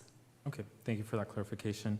Also in your presentation, you mentioned, quote, that a good portion of this funding was, quote, coming from the sale of land proceeds. Is this referring to the properties sold to MCOE last year? And is that the proceeds we're talking about? That is correct, yes. Okay, thank you. And then I think Councilmember Diorigo kind of touched on this, but how does leasing offer any advantages to actually getting the equipment online and on the ground faster than a direct purchase does? So the way this purchase arrangement or this lease arrangement is, we are able to prepay. So it is essentially, we're borrowing the money up front, so we can pay for the vehicles and they can start being built. So there is no delay. The only delay is in how we pay for it over a period of 7 years, specifically for this lease. So there is no delay, and we're able to take advantage of that payment up front, which is about $500,000. Okay, awesome. And then what would be our purchase capacity right now if all we did was pursue a purchase route rather than this creative financing of purchase and leasing some equipment? So there is a trade-off, right? If you use any of our current budget, right, that would then tie our hands for other projects. So this is an advantage where we're paying it off over a term of 7 years instead of having to pay it all up front. So it's really just a balance of when we pay all of the money. I think I understood your question. Yes, So that's thank you okay. for that. And my last question is relating to the BME Type 6 engine itself. Just for my clarification, because I did my ride-along with fire department recently and I learned all about the different terminologies, the Type 6 engine is the type that goes into the creeks, correct? That's correct. A Type 6 engine is also known as a brush rig. It's like a 4x4 Ford F550 truck with a skid mount pumper. So definitely its advantage would be used in Natividad Creek Park and other grassland areas. And then currently, do we have any of those Type 6 engines that are currently operational? We do not currently have any. We have another type engine. It's called Type 3, which is a much larger four-wheel drive fire apparatus. We did have Type 6 engines in the late 90s and early 2000s, and those got phased out over time. Type 6s are becoming popular again, and that's why we're pursuing them. All right. Thank you for the clarification. Those are all my questions. Yeah, if I may clarify a couple of things, thank you for those questions, and I get this is complicating a lot of money, but just as recall, the reason we're here is you gave us the authority a few weeks ago to bring this back to you, where we discussed the nature of the financing, the nature of what we were going to purchase, the time it took to get the vehicles and so forth. So because I've experienced here that folks have sort of a perspective of how they approach things. This is not here because we're just bringing it today. We got permission to bring this to you today, and we also got the authority on the financing mechanism that we're going to bring forward. So just want to remind everybody of that. And the other conversation that we had at the time was the idea about, do we finance it all, do we purchase it all, or do we do a combination of both? And it's like purchasing a car. Many of us typically don't have the money to put down to buy the car, but you get the car and then you pay it in payments. That's in essence what we're doing here, much larger numbers. So again, I just want to sort of clarify. And the one thing that we're encountering now is we're probably over the next 5 years going to see a little more of this coming because the lead time for our equipment is so long now that we'll probably be in here in a couple of years or sooner saying, hey, we need to buy another 3 or 4 apparatuses. As a reminder, we have 6 stations. And 6 stations has at least 2 to 3 apparatuses. So when you do that, 6 times 3 is 18, and we're constantly refreshing this, we will be before you in the future asking, we need to start replacing vehicles. This will come online in 2030, and we're going to be replacing things that are going to come online in 2031, 2032, 2033. So I think as a city, we need to look at financing opportunities as well. So just sort of, I appreciate those questions, just to remind the public that this is kind of what we're doing. This is not something, and we're talking big dollars, big lead times. It never used to take 5 years to get a piece of equipment.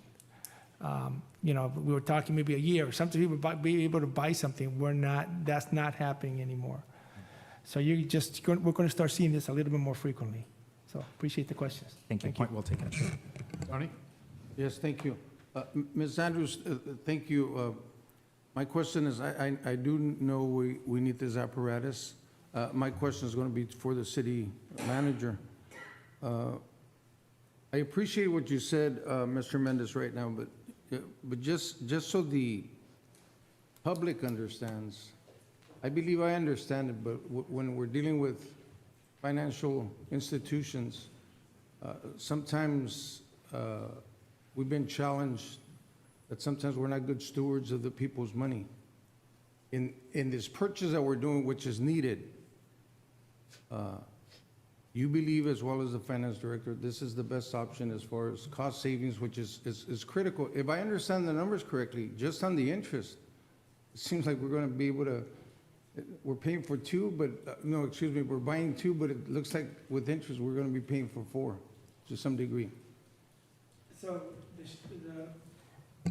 the short answer to your question, and maybe Craig can help us here, is yes, it is, based on what we have available. So if we're going to buy $5 million worth of equipment, we can. Then we're dipping into our reserves. We're dipping into other sources. So I think it's a balancing act of, can we finance with a good rate, a good interest rate, which the fact that we use our financial advisor, they have a bigger reach, and they have much more of a pool that they can reach out to banks than we can. But the local banks can also participate. So everybody's contacted. Not all banks have the same capacity, and not all banks do this type of leasing, this type of financing. So all that happens, and then we get the best rate through a competitive process. So that comes forward as a recommendation, and our financial advisor, working with their finance director, brings forward the best cost-effective. The other thing that it allows us to do, it allows us to have some certainty in our budget. So we know what our payment's going to be. So we can now factor that into our 5-year plan or a 4-year plan. So we know what that is as opposed to these spikes, because that's what sometimes cities would do. When the equipment breaks down, then you have to go buy it, right? And so this allows a little bit more certainty and a little bit more ability to plan over 4 or 5 years because we know we have to make this payment. So it does give almost impose a little bit of discipline that allows us to keep up with the modernization of the fleet. So I guess the short answer to your question is we feel that this is the best financial method of getting the equipment that we need to get. Thank you. Andrew? Sure. Prior to the December sale of our property, because this purchase was already in the works, you know, it was kind of a part of our plan. How did we plan to pay for it prior to the December sale of the property? I think we would have had a similar conversation. We would have had a conversation about, do we finance it all? Do we dip into our reserves? Or do we reduce other parts of the budget? The ability of the sale of the property giving us an opportunity, because it's one-time money to use to replace equipment as opposed to putting it onto ongoing operations, it's an opportunity that presented itself. So we brought that before you. If we had not sold the property, because that would have never come forward, we would be still having the same conversation, other than the difference would have been, okay, maybe now we need to finance all of it, as opposed to we can make a down payment, or we're going to dip into our reserves and, you know, maybe use our equipment replacement reserve to a higher amount. So the same conversation would have occurred. The fact that we sold the property, it gave us some one-time funds that we could consider making a recommendation to the council to help pay some of this purchase down. Right. Yeah, because I remember when we sold this property originally, there was a conversation had that, you know, maybe the use of that money would come through like a mid-budget review, you know, where we could get a little more input. I understand that because of the prior agenda item, we gave you that authority to find resources. But one thing I had been sharing with the community, because that was my understanding, that's how the sale of this property, because it was unexpected funds, right? We didn't expect this funds, that there'd be an opportunity for the council to select projects or direction on it. I'm not saying this isn't a great investment. I'm just saying my understanding was that us as a council would have a discussion about how this unexpected funds was going to be used. The reason I mention that is because that was my understanding. That's what I've been telling folks is that, you know, we had this unexpected funds, and, you know, what do you think we should be spending this money on? So that's just my thoughts on this situation. Thank you.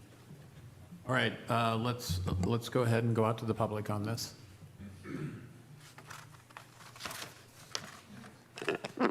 Yeah, good afternoon. Jose Guerrero, Montevilla Community. I know we need this equipment. I mean, I know it's necessary. I just don't know if we're going the right way of how we're financing stuff. Because I did some numbers. I mean, the interest alone will be $116,000 a year. That's just the interest per year on this loan. I mean, I might be a little bit off on the numbers, but that's money we're throwing away. That's what, a road or two we could fix? Can we repair these? Can we do something different? Is there a different way of looking at this where we can have what we have and make it work? Or if we need to replace it, can we find a different way on how to finance it?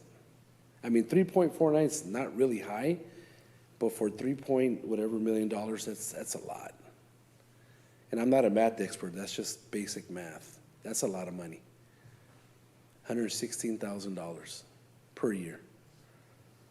So we're looking at what, 5 years, 7 years, something like that? You're getting up there almost another $1 million you're gonna pay just in interest. We need to find, I mean, you have all these people that work at the county, at the city, that are financial experts and people that do financing. They gotta figure out a better plan than this. This is money we're throwing away, guys. It's our money. I mean, it's the taxpayers, people here that pay taxes. And if, you know, when we sell property and stuff like that, I mean, you guys never let us really know what you guys really do with that money.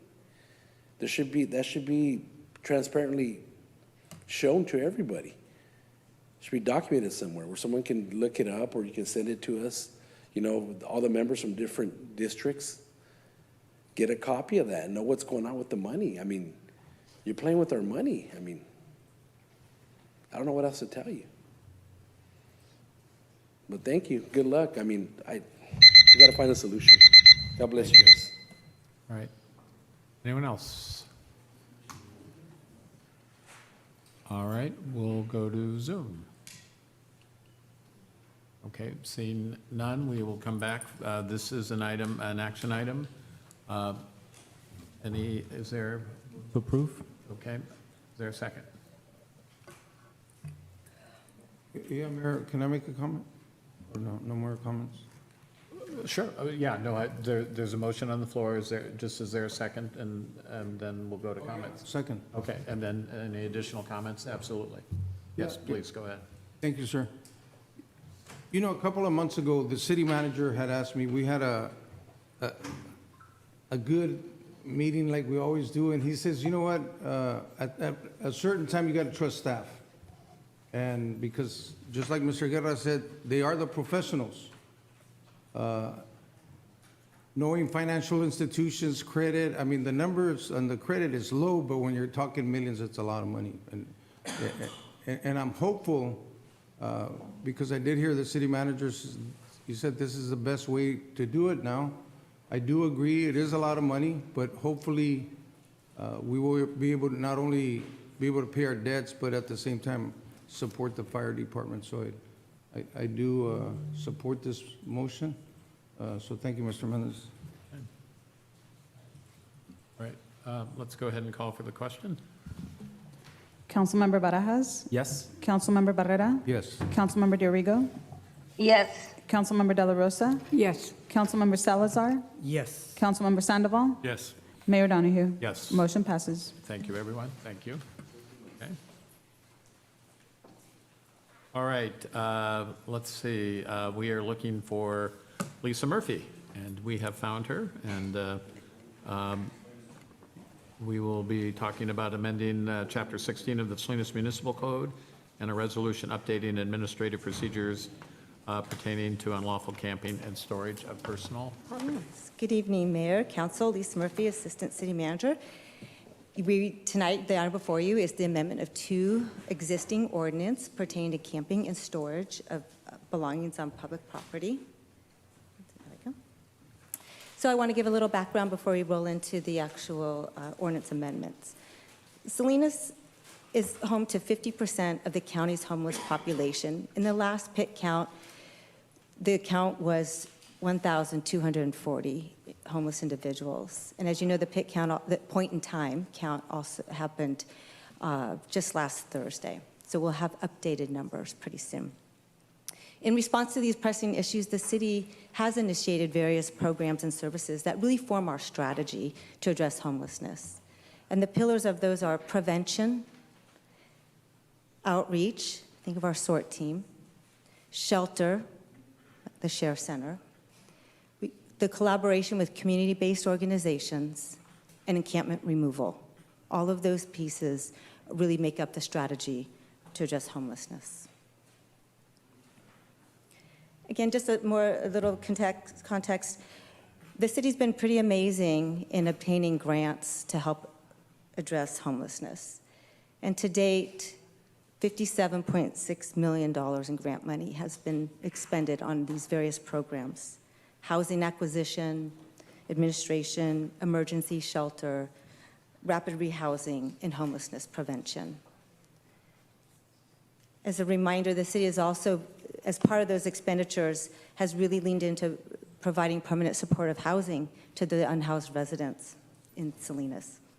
There's the Fairview Inn, which will be opening soon, the El Rey Motel, which will also be, we're waiting on grant funding to rehab and open that. The city also has several single-family homes with residents that have come directly from the Share Center living in them. So as a total of approximately 222 units. Now, while this slide isn't necessarily complete, I want to draw your attention to why we're going to start really looking at the general fund costs and data going forward, and really start tracking staff cost time, encampment cleanup cost, calls for service, and the cost of shelter. Because as you heard last May, a lot of this grant funding is going to be running out, and it will be shifting to the general fund. So the purpose here this evening is to address the ordinances that we have in place currently. The city has a responsibility to protect the public health and safety of the entire community.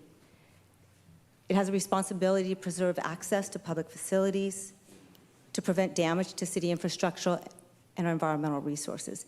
But it's a balancing act with compassion and kindness for people who are community residents who are experiencing homelessness. Salinas has experienced an increased number and size of homeless encampments.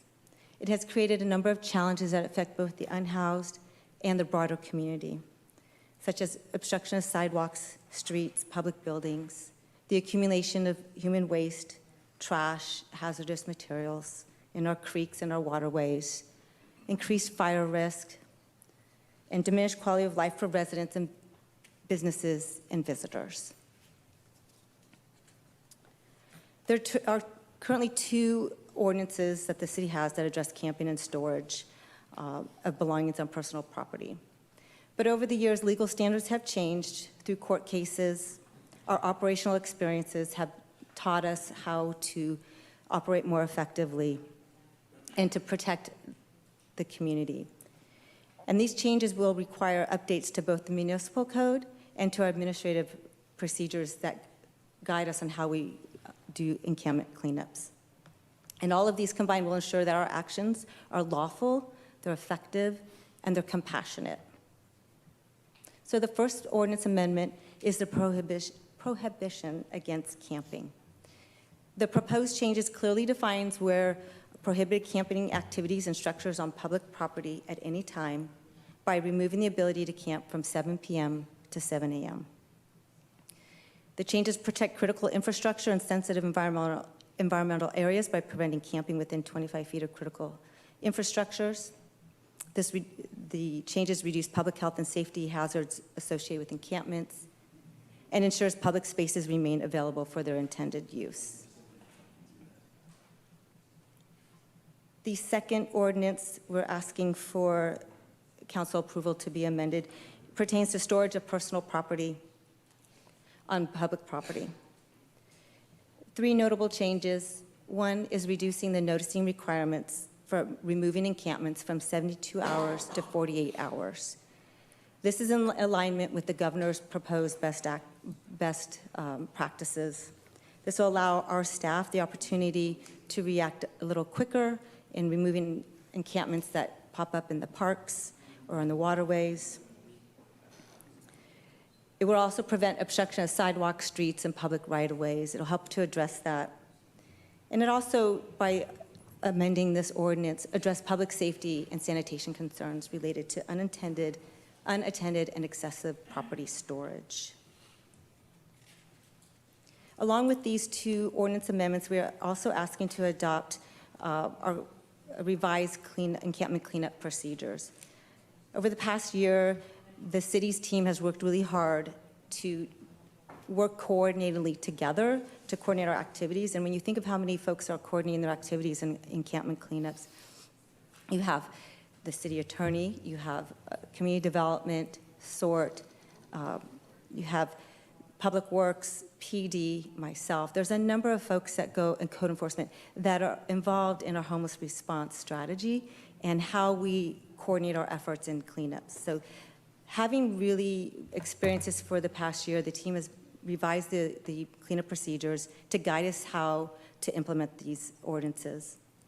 It's a collaborative approach, again, between SORT, Public Works, PD, code enforcement.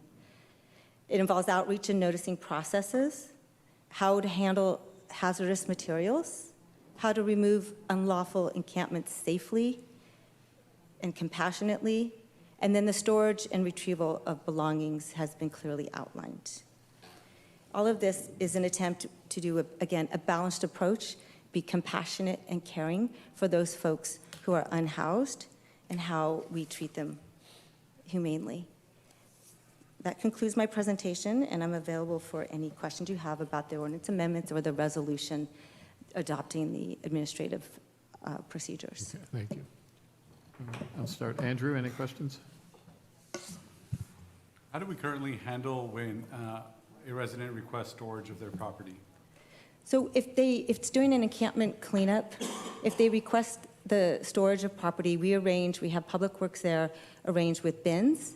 So if they want to take advantage of bins and to store it and then retrieve it. But this update will really clarify those procedures and actually really define better for us how to do it better, because we can always do better. So that's the process. But, I mean, could you walk me through what it looks like? I mean, someone says, I'd like you to store my stuff. You are, yeah. Keishla Lopez, Homeless Services Manager. So the current process is in the emergency response team meetings, when there is a planned cleanup effort, the Public Works team and the SORT team coordinate a bin day prior to the encampment removal.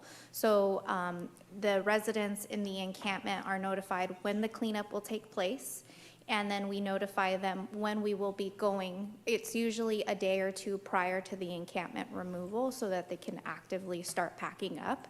And so the SORT team goes out with Public Works. There is an actual form that needs to be completed if a resident determines that they do want to utilize the storage. There's a form that they would need to complete. They don't need to have ID to collect their things, not that I remember at this moment, but so they're noted and tagged and boxed. Essentially, they're put in a storage bin, and then they're boxed at a Salinas Yard site where they have so much time to come and pick up their belongings before it's discarded of. Thank you. And with the closing of the China Navigation Center, what percentage of those folks do we think will be housed or impacted by if we make these changes to these ordinances? We are committed to housing 100% of them, whether that is through transitional housing, alternative emergency shelters, or permanent supportive housing. And what is the logic behind reducing it from 72 hours to 48 hours? So the logic behind that is to allow, to prevent large encampments, and even we call them onesie-twosies, from gaining a foothold in locations. So for example, in the parks, so let's say Sherwood Park, if a homeless individual sets up an encampment there, and we have to notice them and give them 72 hours to relocate. So in a situation like that, it's preferable to reduce that time to 48 hours to move them from a park where maybe there's children playing, there's other uses in the park, or we even find folks who dig into the hillsides and really do some pretty serious damage. So it gives us a little more time so that or reduces the time that they can continue. Maybe there's some damage that's happening in that location. So that's the intent. And also to prevent, like I said, if we can prevent large encampments from forming quickly, we can respond quickly, it will benefit not only those folks, but also the community and the city as well. Is this in line with, for example, neighboring jurisdictions or the Coalition of Homeless Service Providers, these reduction in noticing? There's a variety of response times. The county has 72 hours, other cities have 48, some have 24 hours. So it's really all over the map where jurisdictions finds best for them. But the governor has issued best practices. It was last year, and 48 hours was the recommended time. Great, so if we pass, these more restrictive places on where people can camp, and they're noticed, where do we expect them to go after we notice them? If we don't have shelters? Yeah. Well, I will tell you, that's a great question. That's always the question that comes, well, where would they go? Well, the first thing that we do and SORT does is try to offer them services and offer them shelter. When they refuse shelter, where they choose to go after that is not, I don't know. It's up to them to choose where they're going to proceed, but we try to get them placed so that they don't have to stay unhoused. So where they move off to is their choice. Right, and let's just say that we're going to clean up, do a encampment cleanup of 100 folks. Do we have the capacity to offer those folks a place to stay? Typically we do, but I will tell you from past experience, and I think Keisha can as well, the number of folks that will accept it is maybe one, maybe two. We just had the experience where 3 accepted out of an encampment that had a little over 50 individuals. And then we also try other things such as connecting them with family or other opportunities to become housed. But to be honest as well, we have 1,250 homeless individuals. There are not 1,250 beds available in this city. Right. Yeah, absolutely. I think one of the things that I just want to point out, you mentioned, what do you do if there's an encampment of 100 people? So these ordinances are giving the Salinas staff, Public Works, Police Department, the tools in order to do their roles and responsibilities. If you take a look at the administrative policies and procedures that Ms. Murphy has developed in conjunction with the Public Works team, the Police Department, and the SORT team, if there is an encampment larger than 15 or 10 individuals, we are requesting SORTs enough time to be able to engage those individuals. So the policy, the ordinance is saying that we have the right to do it within 48 hours, but that doesn't necessarily mean that every cleanup will take 48 hours. There are some encampments that are relatively larger, that are going to require a lot more coordination. And so based off of the assessment of the vulnerability of the encampment, the individuals residing in the encampment, all of those factor into the actual timing of the cleanup. And so I just want to acknowledge that there's the administrative procedure for how we operate on a day-to-day basis, and the ordinance is a tool. Right, and my last question is for the city manager. It was in 2023 where Councilmember Barrera and I requested an agenda item or presentation for the consideration of a sanctioned encampment. Where are we with that presentation, or when would that be agendized? I don't have a date for either right now, but we'll bring it forward. Those are all my questions. Thank you. Tony? And Ms. Murphy, to that question, because I did hear a former department head said that she didn't recommend a sanction area. Do you know, you folks that work with this, is there a reason why that's not favorable? A sanctioned encampment? Yes. Well, one, I think, well, it's absolutely doable. But it needs to be resourced. So to open up a sanctioned encampment, let's say maybe it's 30 to 40 people. It could cost anywhere between $3 and $4 million because to operate annually. Because when you think about a sanctioned encampment, you will also need to provide security. You have to provide bathrooms, showers, food service, sometimes transportation. And then the larger part is the operator. You need a person there, a team to operate it. You also need case management to help move these people to a more stable housing situation. So if the city wanted to choose to do an assessment to see what it would cost, and the startup cost too, don't forget the startup cost, right? The land purchase, if you don't own the land, the installation of whatever infrastructure has to be installed, even if it's just tents, or you'll have to do infrastructure or pallet shelters, whatever the choice may be. So there's a number of costs associated, and if the city had the desire to invest anywhere up to $3 or $4 million a year, then that's what it would cost. Expensive. You know, and this is a hard subject. We've been working on this for many, many years. What would you say? I am sure there's a small percentage that really needs help. They're not homeless because they're mentally ill or addicted to some kind of substance, but they just fall short of maybe a divorce, maybe hardships in the family. I am sure those folks do need a place to live. What would we say to people that just tell us, leave us the hell alone? You know, I don't want you here, but they create. You know, I did go on a cleaning one day in Chinatown, man. Literally, there was rats, not mice, but rats coming out. So it is a health hazard. I've witnessed that. But I want to share something from my good Dr. Silva, whom I respect a lot. He has been out there with other doctors. How can we answer this where we can say he's asking this council either for a public hearing or a host of homelessness summit of some kind, where we can look into the substance abuse treatment, placement, tiny homes, et cetera. Do you believe I think we've done this in the past, haven't we? Haven't we had these types of summits in the past? I don't know if we've had some type of summit in the past before, have we? No? Oh, the coalition. Probably we have. I don't, we haven't had Okay. one over the last year and a half, but we probably Now, have. to that request, what would you say to be getting involved in something like that as well?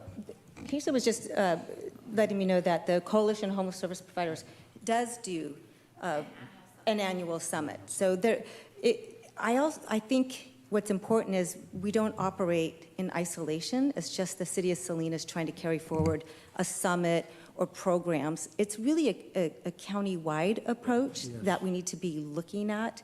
And that's why one of the pillars that I said of our strategy is working with our other nonprofit service providers as a holistic approach.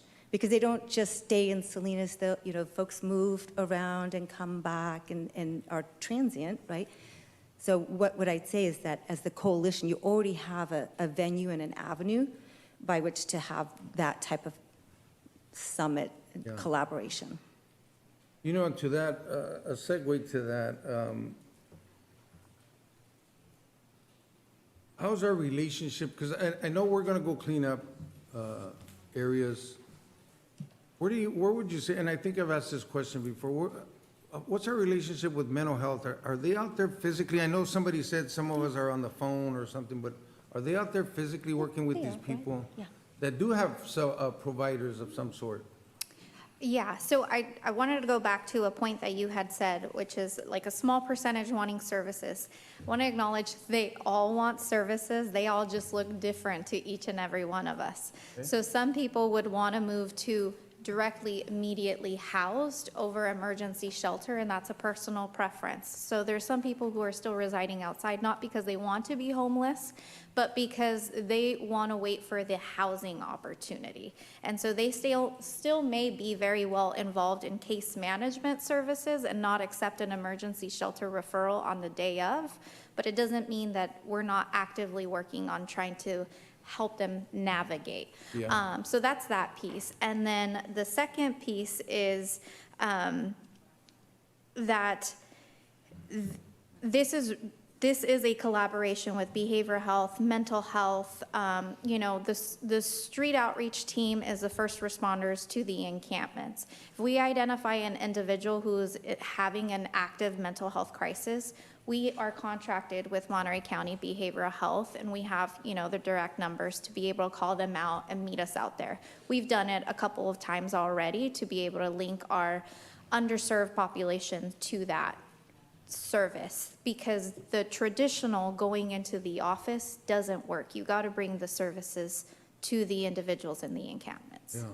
Yeah.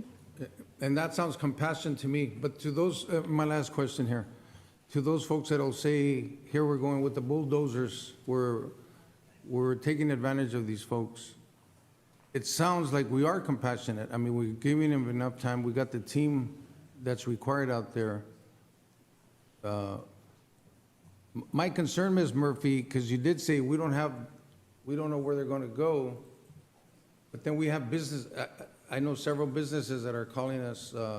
They have somebody in front of their store when they're getting ready to open up their shop. There's feces, there's somebody sleeping there, there's trash.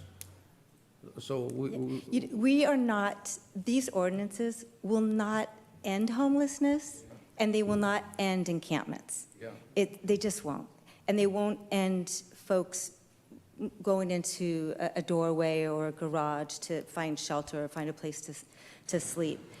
So don't expect that it will end it. It's a tool to help us manage and help us to meet all of the balancing act between the community that needs, right? The homeless residents, they're residents, they are community members. So trying to balance their needs with folks who want to use the parks without coming across needles or human waste, that type of thing. So it's trying to find that balance. Thank you. Jose? I'll reserve for comment. Okay. Aurelio? No questions at this time, thank you. Gloria?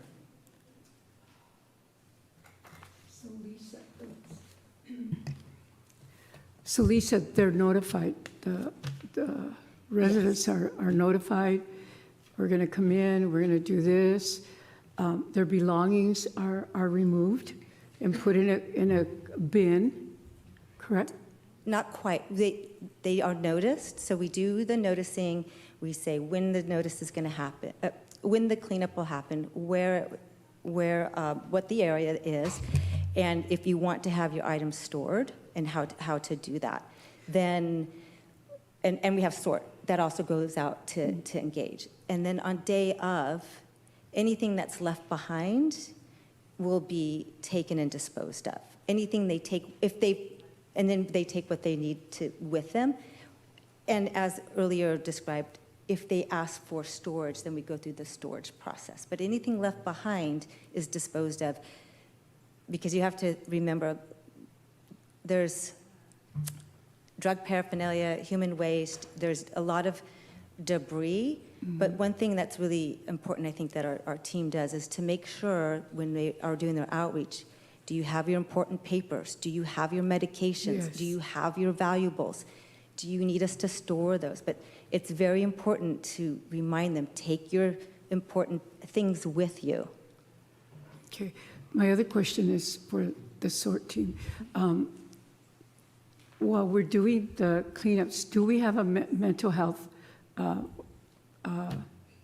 person working with us? On the day of, no. So I am an associate clinical social worker. So if there is a crisis in the need and we cannot have crisis respond, then my team will call me and I'll go out in the field. Oh, okay. Because, some of them are, Some of it can be a really react and you have to triggering moment. diffuse the situation. But yeah, that was that question. Yeah. And then the next question is, a lot of times when we put all these belongings in bins, because of their mental health situation, this is where the compassion comes in. And I know we're trying to do the best you can, but a lot of times they can't remember to go back to get their things.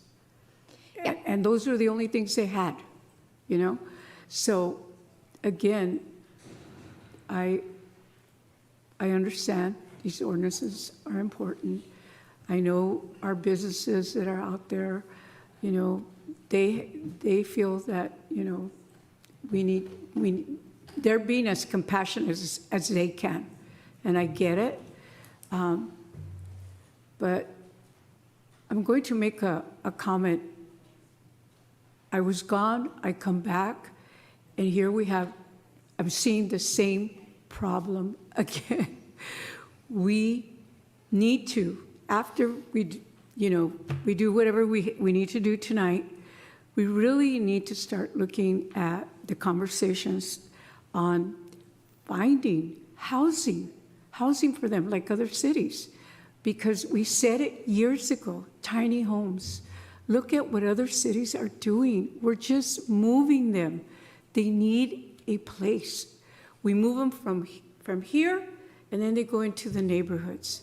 And then it's not safe for them being in the neighborhoods, and it's not safe for the residents that live in the neighborhoods.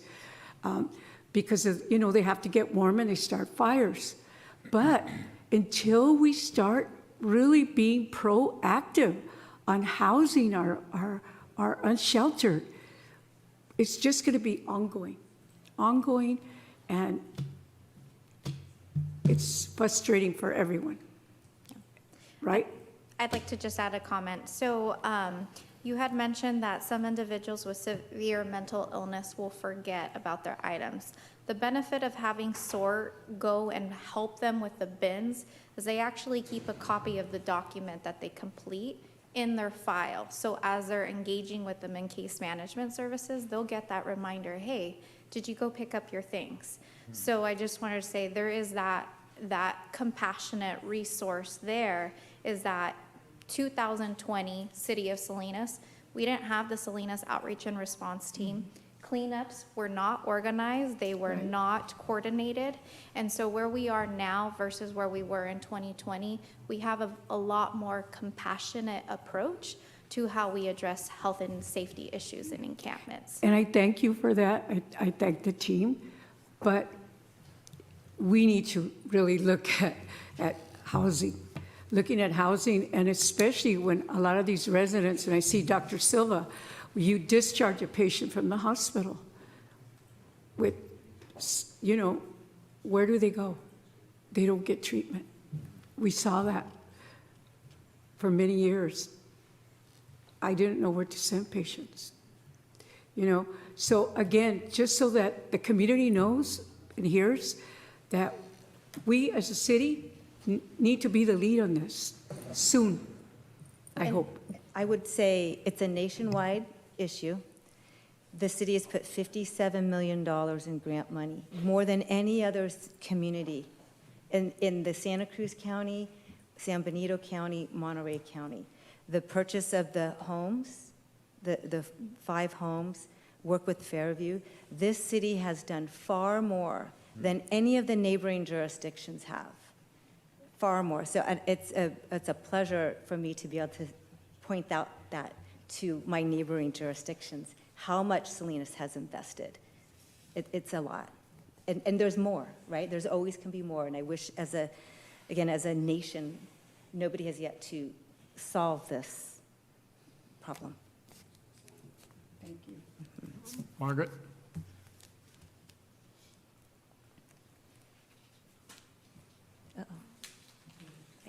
There we go. So thank you for all the questions. Those were great. You answered most of mine. I'm really excited to hear you talk about data, Ms. Murphy, because I think that's what's going to make it a lot easier for us to make these really difficult decisions that I know we're all struggling with, doing the right thing, but recognizing that public safety is an issue. So when do you think you might be able to share some really good, hard data with us as a council? I didn't hear the question. When? Did you ask when? Yeah, when can you share some hard You know, data? what will be nice is from the point-in-time data, that will probably take about 5 months, I think, after they do all their follow-up. We'll get a lot of really good data from there. It tells us who's unhoused, how they became unhoused, where did they originate from, what are some of the challenges they're facing. So we'll get some really a deep dive into who folks are. But the data I'm looking to start really tracking is some of the metrics of how much the tonnage of debris we remove, how many people have we serviced, which in our presentation last May, we had a complete listing of all of the different resources, but how many people we have serviced. So we'll bring that back again and how they've achieved housing. And then also to really start talking about what the general fund commitment is going to be going forward, and that's going to be a big commitment. We'll also start really tracking our data on calls for service from police and fire. Mm-hmm. And we've just recently coordinated, talking and coordinating with Caltrans and Union Pacific, so how we could be better collaborators on the issues that they're facing as well. So I look forward to working with the rest of the team to then start coding hours differently and really getting a good handle on what we're already spending as a city general fund. When you think of staff time associated, we're probably, I'm going to just estimate in staff time, probably close to $1 million to $2 million between public works staff, my time, city attorney time, sort time. They're not when they become general fund, because they will. But PD overtime, public works overtime, encampment cleanups. Yeah, it's a lot. We're already spending. Thank you. Thank you for clarifying that. Thank you, Margaret. All right, let's go ahead and go out to the public on this.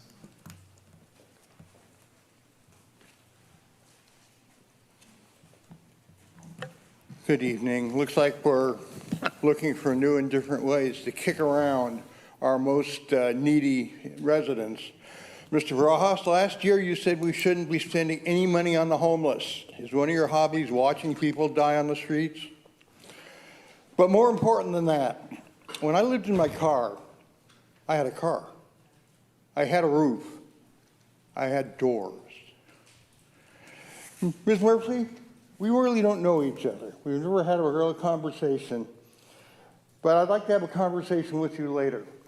Present here tonight is the mother of a man who's about 45 years old, paranoid, schizophrenic, alcoholic, homeless, diagnosed at Natividad, and maybe we can tell you a little bit about what it's like. We're the lucky ones. He's been on the streets for over 2 decades, and I'd like to have a little chat with you. When I was on KRXA radio, I covered one of the homeless sweeps live on radio, and there was a guy there who was upset because he didn't understand that 72 hours notice that everything was getting taken meant everything was getting taken. And he was quite upset as he watched all his stuff go away.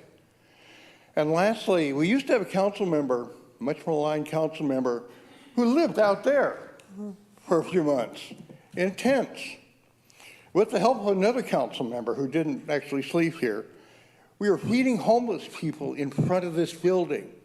He was going to Chinatown and helping feed people while he was on city council. And that is the most I've ever seen out of this council to actually help homeless people. It's not fun. Thank you. Thank you, Eric.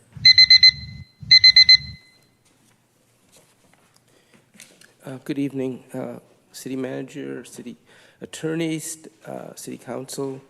Great staff report. In the big picture, this seems to be moving too fast. There's a lot of gray, there's a lot of data missing right now. And in the big picture, I think new eyes might be helpful. My concern is the approval of this ordinance, this amendment, and the effects it will have on unnecessary suffering and death, which are preventable. I've had the benefit of providing primary care for some of our unhoused neighbors. I have cared for them at Dorothy's Kitchen, at First United Methodist Church, at the CSUMB Learning Center, and in Natividad Medical Center. With young doctors in training, in combination with faith leaders and social workers, we've prepared meals, we've served them, we've washed and cared for their feet, provided free vaccines, and otherwise educated. We did care. Post-pandemic, since the pandemic, many medical and public health studies have come out regarding this population. There are health consequences to these sweeps. Because of the disorganization ensuing after a sweep, there are ruptures in continuity of care. More of our homeless are becoming senior, by the way. Studies show increased ER visits and extra deaths, often related to discontinuance of meds, most notably those meds for substance abuse. The substance abuse data shows that for 400 people getting substance abuse treatment, sweep occurs, one of them dies. Societal costs increase 5% after one sweep compared to a no sweeps policy. The shortening of sweeps notice arbitrarily from 72 to 24 hours will make these harsh realities worse. My ask is that you consider this ordinance change, which is not based in science. Call for a public hearing to hear voice and or host an intergovernmental homeless summit. This is where the new eyes might be helpful. Exploring what's new in temporary placements, tiny homes, substance abuse treatment. You're professionals, please don't act in haste. Don't let haste get in the way of equitable, just, and nonviolent policy for Salinas. Thank you. Thank you, Doctor. Thank you. Can I talk? Mm-hmm. Well, I feel it is my name is Salvador. I was like a nervous bird the previous week, but I feel a little bit better to speak up. But I think it is a very urgent matter to figure something out, because I feel like when some homeless people are given a choice, oh, you'll know what you'll do after this. I feel it's not that. It doesn't really challenge morality like that. I feel it needs to be more effort, and I'm not judging it.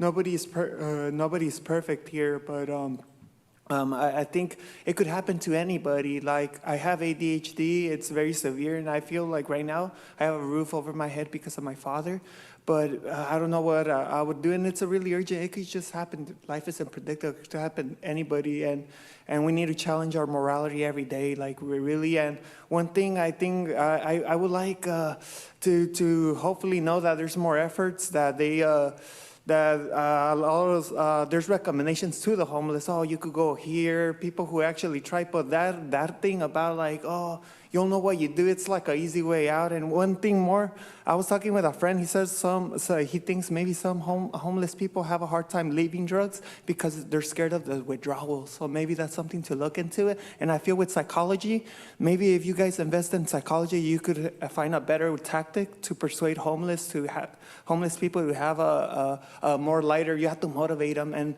a lot of you guys seem really sophisticated. I know you guys could do it. Like I'm here in the raw. Like I had poor education, and I feel like it's a long story. Maybe I'll have more things to say in the future. But thank you for now. Thank you. All right. Good evening. Luis Chaco Juarez for Building Healthy Communities. And just to echo Dr. Silva's recommendation, in terms of public hearing, more community outreach, I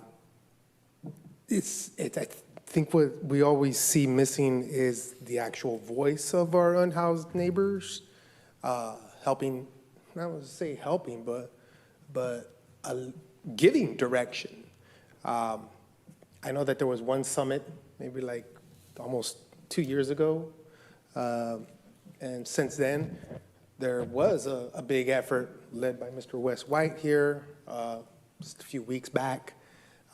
Folks from other communities being able to convene and share ideas, express their hope for a better world, and hearing that leadership from them, hearing their direction. It's the one piece that's missing. We know that the city staff is doing everything that they can with the tools that they have. But coming from the neighborhood, we see what's missing. And those are the folks that are experiencing that in real time.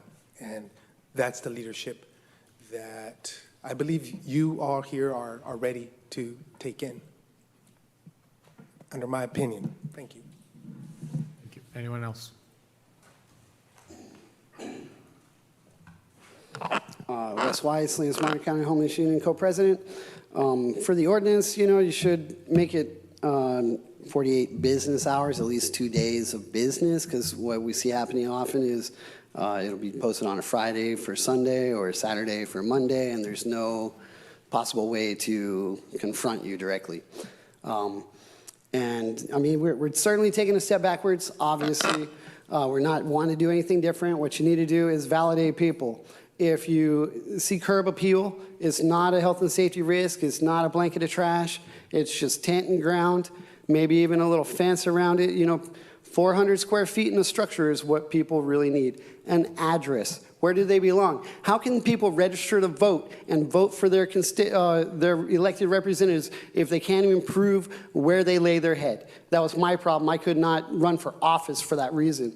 So you're really violating a lot of people's rights, trampling on personal property versus real estate property. Obviously, personal property needs to lose every time. So you're paying yourselves to rob other people, strong-arm robbery, because you're coming with a badge and a gun and threatening arrest. And it's a gang. You guys are a gang, dude, and you're basically KKK. People worry about ICE nationally, and this is what happens in every single jurisdiction. Cops come. You can't be here. Where can I go? That's not my pay grade. That's your guys' choice. And what's your choice? Get rid of them. We ain't got no money to help them. Well, we can't afford security. Every apartment complex have security? No, of course not. But, these people we got to treat like little children, like toddlers. I did preschool, and I know how to scaffold. I know how to raise and make these kids inspired to learn and be cooperative members and productive and, take turns, share, all the things you learn in kindergarten. But what are we doing now? Well, we have to legislate. If you can't afford the rent, then we're taking everything you got. And you see with the rent stabilization, the way you guys are going, that's exactly what you want to do to everyone in the city. Stop this. All right, thank you. Anyone else? All right, we will go ahead and see who's on Zoom. Okay, Tim? Good evening, Mayor and council members. Can you all hear me? Yes, I'll take yeah, that as you're yes. fine. Okay. So yeah, my name's Tim Heaven, CSP Leadership Council member, CHSP Board of Directors. I'm also a Governance Committee, co-chair of the Monitoring Evaluations Committee, CSH, California State Policy Advisory Committee, Interagency on Homelessness Committee, and also Bring California Home Coalition. So I come here before you today, not in anger, but in deep concern with the moral question that I believe this body must answer honestly. What you are being asked to adopt today is framed as compassionate, orderly, and legally compliant. But when we strip away the language and look at the outcome, we must ask, who is helped by this and who is harmed? Because the people most affected by these ordinances are not abstractions. They are elders, they are people with disabilities, they are people with severe mental health conditions. They are human beings who do not have a home. And yet, nowhere in these documents is there a real plan for where people are supposed to go. These policies expand prohibitions on camping and storage of personal property, shorten notice periods, authorize repeated removals, and normalize displacement. Yet they offer no new shelter capacity, no guaranteed relocation, and no pathway to housing. So I ask plainly, when the city sweeps people, where are they supposed to go? Because what actually happens, what I have seen over and over again is this. The city comes, belongings are taken, sometimes people are arrested, they are released days later, and then they are back outside only now with fewer possessions, more trauma, and nowhere left to exist. They are pushed from city land to county land, from county land to state land, from state land to railroad property, and then swept again. This is not solving homelessness. This is chasing human beings in circles. And it's going to keep doing the same thing decades after decade, knowing it fails, knowing it costs more, knowing it causes harm, and expecting a different result is not policy. It is institutionalized insanity. I want to speak from lived experience. During COVID, I lived in a managed outdoor site in Seaside, right here in Monterey County on Colonel Durham's Seaside. We had porta potties, we had trash. Thank you. Okay, Amy? Amy, you're up. You're on mute. Can you hear me now? Yep. Fantastic. Good evening, Mayor and City Council. My name is Amy Salmina. I'm a property manager here in Salinas, lifelong resident. I manage many commercial and residential properties here in Salinas. I strongly support this ordinance. I see firsthand how unmanaged camping and the storage of personal property on public spaces impacts public safety, accessibility, and the overall health of our community. Clear, updated regulations and consistent administrative procedures are necessary to protect residents, businesses, and individuals affected, while ensuring our shared spaces remain safe and usable for everyone. Our community needs this. I really encourage you to adopt this ordinance, help protect our city, help with the homeless, and help what's truly the issue, which is our mental health illness. Thank you so much. Okay, thank you, Amy. Jose?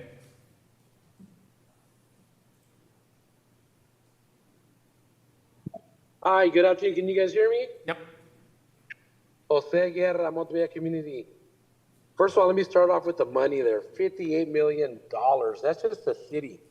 $58 million. What did the county spend? That's another good question.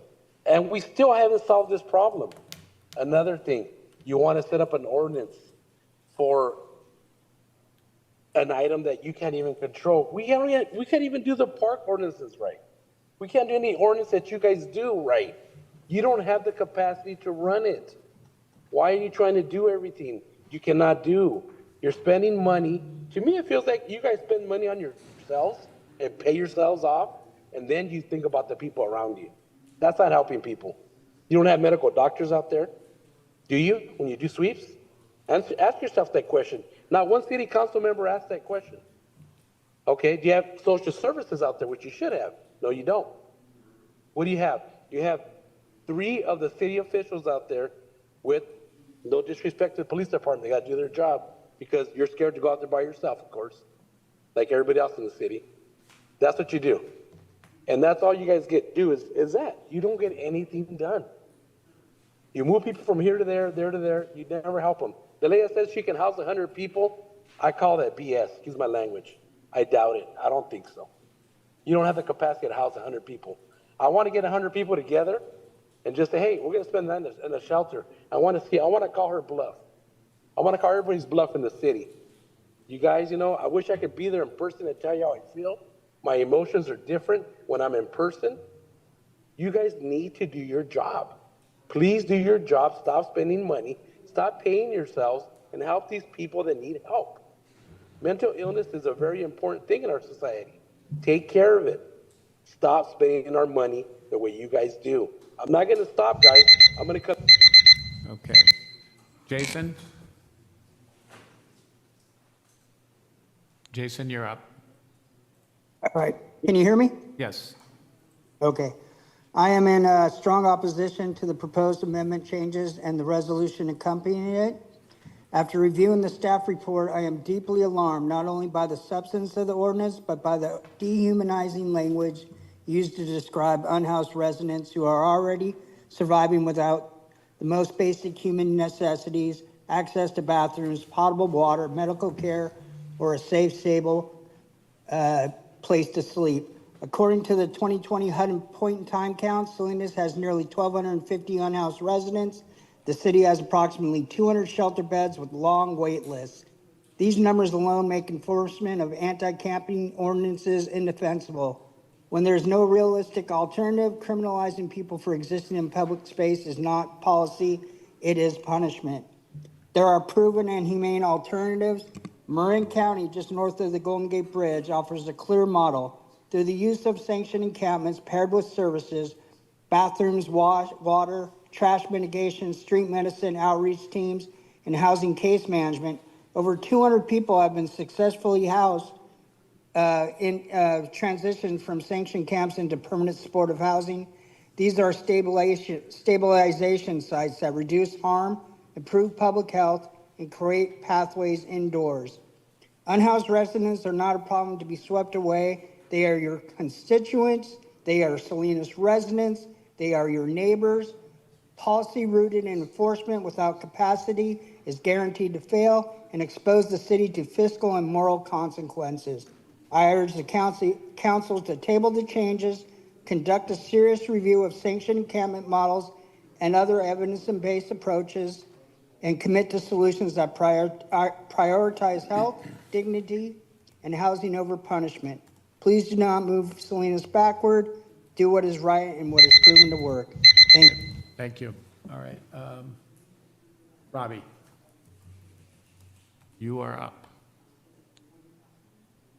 I want to invite the council to go on the Google Scholar and spend 30 minutes looking at the science and research about the effects on involuntary displacement of unhoused people that this ordinance enhances. And if you do spend 30 minutes going through scholarly research, you're going to find that the policies you're promoting tonight increase rates of death and injury of unhoused people, increase rates of violence against women, cause people to suffer injuries and unnecessary death. It is proven. And so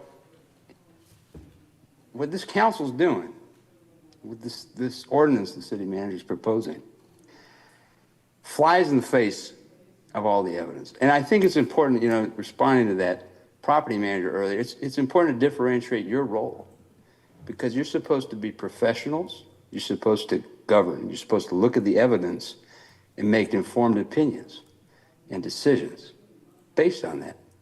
And by ignoring the science, you're just wasting all of our money.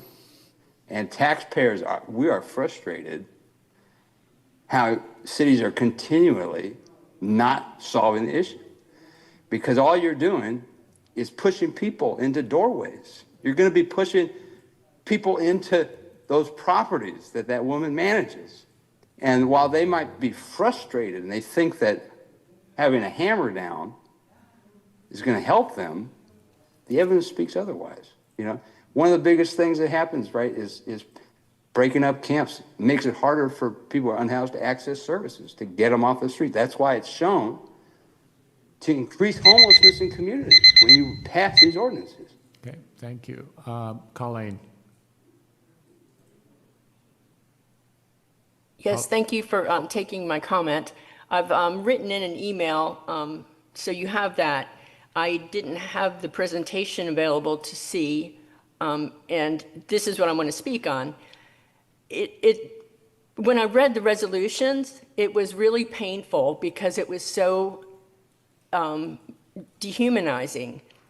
If we think about where we live, in my house, if I didn't have my plumbing, if I didn't have that service, if I didn't have trash pickup for a month, what do you think it would be like at my house?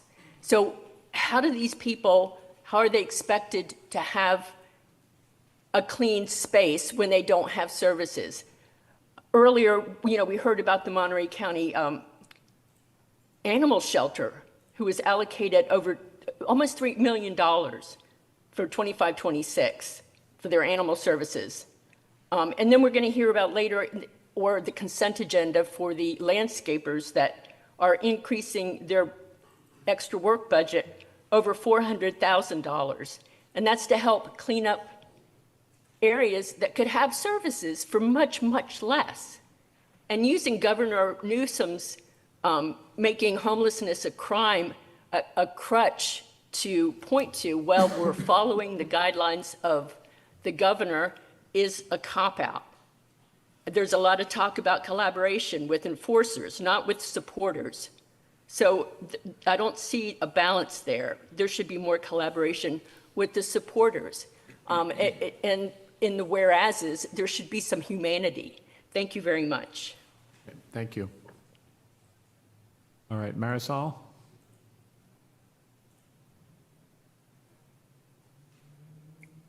Hi, everyone. So if we prioritized housing and caring for our unhoused neighbors, we wouldn't need these types of ordinances to begin with. So I think a prioritization change needs to occur here. I wanted to give kudos to Gloria for bringing up that, yes, this issue has been going on for a long time. And Gloria, I ask you to please ask for a buddy, right? At the end of this meeting tonight, you could ask for a buddy. You can bring this up. You could prioritize additional funding. You can talk to folks. You can figure out different programs. You are our city council member, right? You have that power. I also want to commend Diorigo for also mentioning how important data is. Data is incredibly important. I think the problem is we're not asking for the correct data. We need a complete mock-up of all the resources that we're spending, all the time, salaries, the departments that are specifically working on this homeless issue versus what is the cost breakdown of having a sanctioned encampment, right? We need to see those two side by side. The people need to have that information. We'll be on your side if you're right? If you guys are right and it's just completely unfeasible, show us, prove it. Do your guys' jobs. And Margaret can ask that, right? You can ask that tonight. At the end of this meeting, you could ask for a buddy, right? You guys have the power. Don't forget, we do not forget you guys have the power. So please don't let yourselves forget that you have the. Thank you. Larry?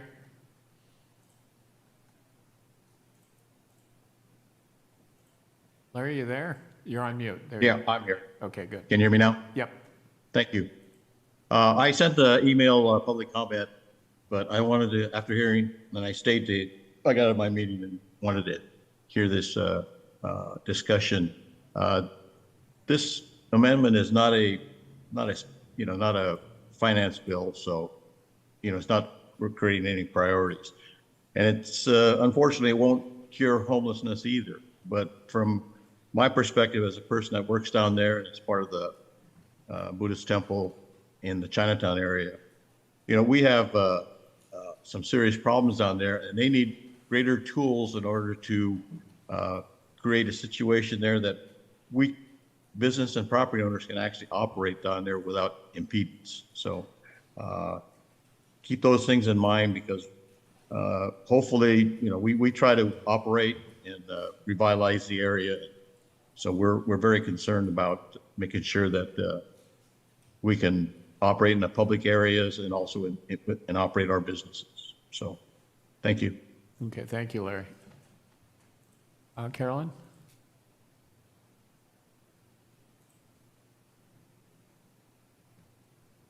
Carolyn, you're on mute. Hi, Okay. Caroline Carroll. Okay. Caroline Carroll. I just wanted to give comment on the ordinance that we should really follow the same language as the county encampment resolution. And I would hope that we challenge not challenge, but that 3 million a year for the sanctioned encampment number. I would just want to fact check that and cross it with another report.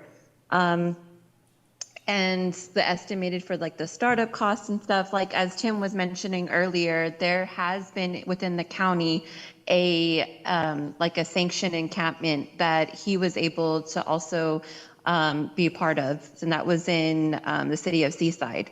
So I just hope that we could align the language with the county resolution, and I'm really happy to hear that we are trying to deploy a outreach response team.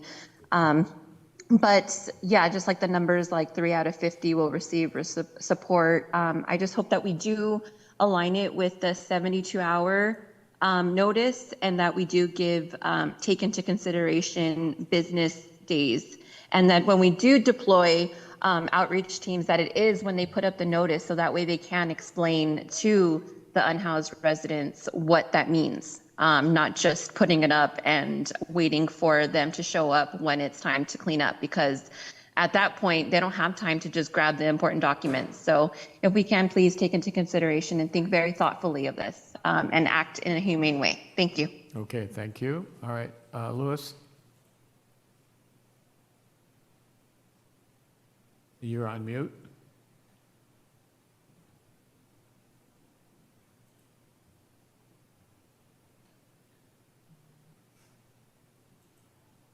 Louis, you there? You're on mute.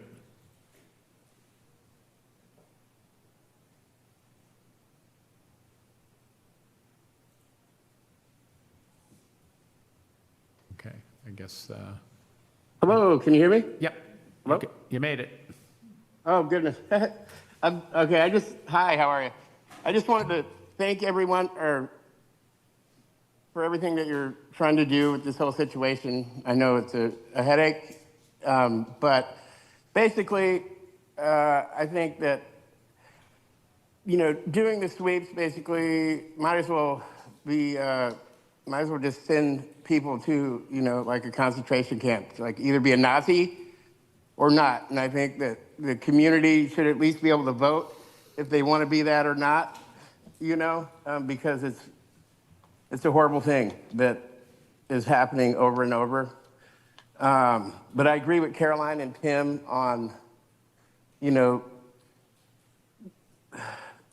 don't know, it's just such a headache, but I don't agree with the sweeps because it's basically like, might as well just, kill like your son or daughter.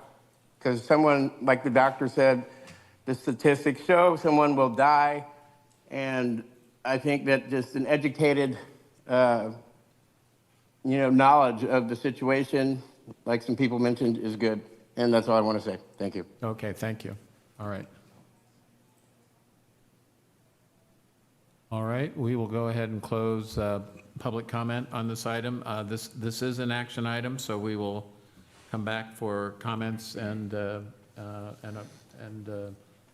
proposed action. Jose? All right. Thank you, Mayor. So thank you, everyone, for the presentation tonight.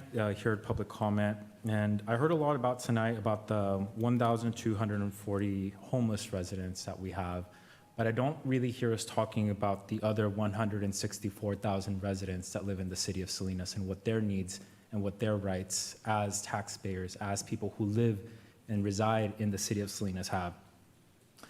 In the staff report and in the ordinances, the recitals are pretty clear about what exactly it is that we're facing, right?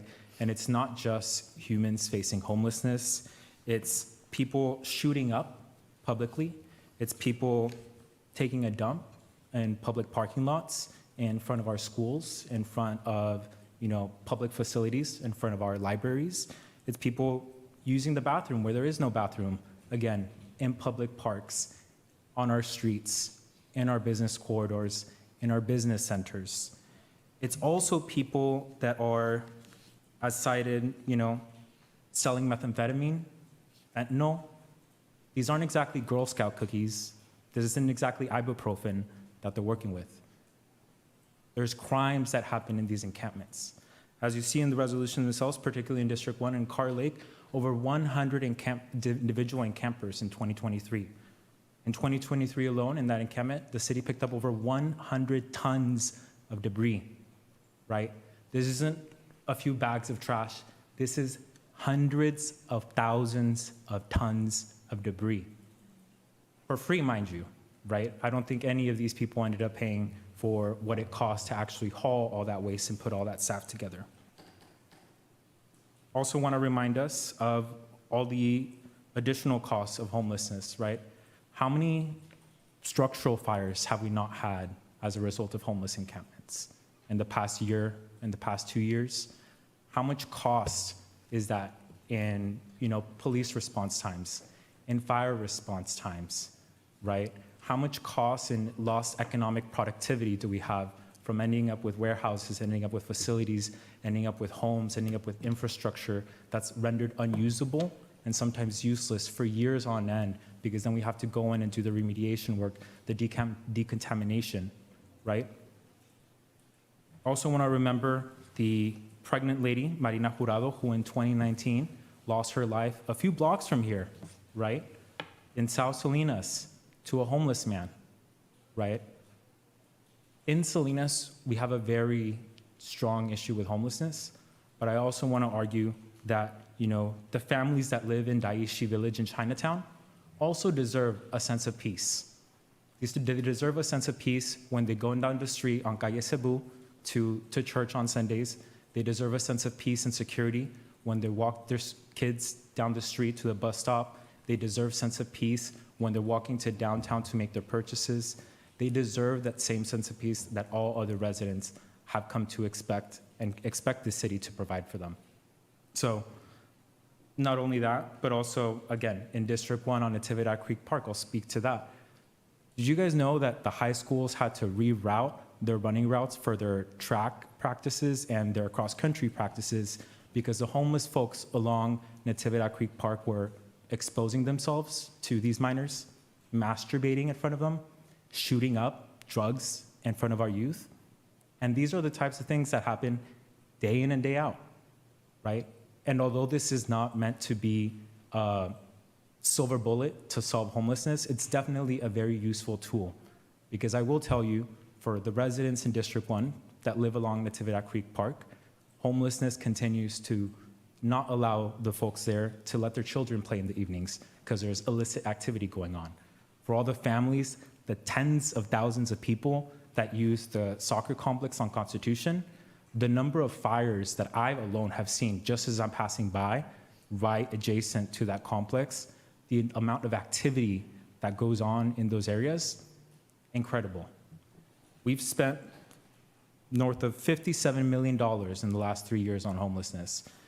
Divide that amongst 1,240 residents, it's around $46,000 per individual that we've spent so far just to address homelessness. I guarantee you that on a per capita basis, we come nowhere near to spending that on all of our other residents and general services.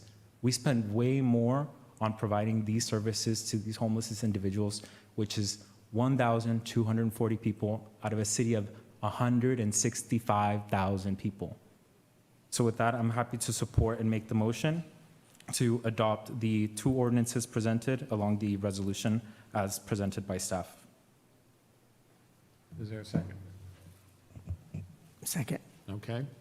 Any additional conversation? Okay, I saw Andrew first, then Tony. Sure. This ordinance is not a tool to address homelessness.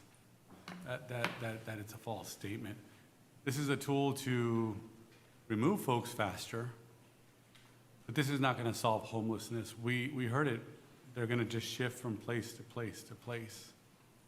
Reality is a lot of Salinas is probably one paycheck away from being homeless, unhoused, living in their car. I understand the health and safety concerns, but this ordinance is not going to eliminate debris because we give people 24 hours less notice to find another place where we're likely to remove them as well. I've had concerns from my residents too, and I've assisted in reporting encampments that sometimes are on private property. The coordination between the state, the county, and private property is a heavy lift. But we heard a lot of the public comments today that I heard my colleague, Councilmember De La Rosa, and I agree with her wholeheartedly. She was here, she came back, we're doing the same thing over and over and over again. This ordinance is not going to change that. If the council doesn't take an innovative approach to address homelessness, 3 years ago, one of my requests, my first thing I request, when I'm on my first, was, I'll have to check on that, but was the creation of an unhoused committee. Because what's missing here is what we've heard from my colleagues is the folks affected are missing from this conversation. This is the same thing that happened, 4 or 5 years ago when there was the implementation of the RV ban. It was about to be approved. And I was not in government at the time, but I saw this and I said, wait, how could they not have discussed or gathered input from those that are going to be affected? That vote ended up getting postponed, and then 4 or 5 days later, I remember Councilmember Barrera and Councilmember McShane held a meeting right here to gather input. So, I know that we've had the discussion about a sanctioned encampment. It almost came to the council agenda. It was, I believe, October of 2023, and 3 days before that presentation was to come before the city council, it mysteriously got pulled. No explanation, no rescheduling. We've had discussions about tiny home villages. I think we had it last time when some of my colleagues sat here and said that, we shouldn't be funding homelessness. Folks are not going to go anywhere else. Councilmember De La Rosa, you're correct. They're going to go into our neighborhoods. They're going to affect our residents. This ordinance is not going to do it. It's not a tool. I'm glad that there's procedures and things that were not in place before, and we've gotten much better in the last 3 or 4 years. I recognize that, and those things are important. I remember one time, I think it was 1.5 years ago, where I heard something about no-go zones. I'm thinking, what the heck is a no-go zone? It was areas that were identified where people were not allowed. It's not even legal.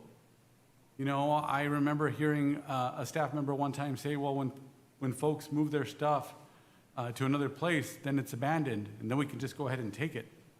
And I thought to myself, these are people's belongings. Don't make a mistake, and don't believe that I don't take the responsibility of the other 165,000 residents. I believe it too. We get flagged on social media, we get contacted about trash and debris. I recognize that, but without you heard our city manager, we don't even have it scheduled. Without any concrete, at least outreach or presentation from, let us at least hear the information. Let us hear the data.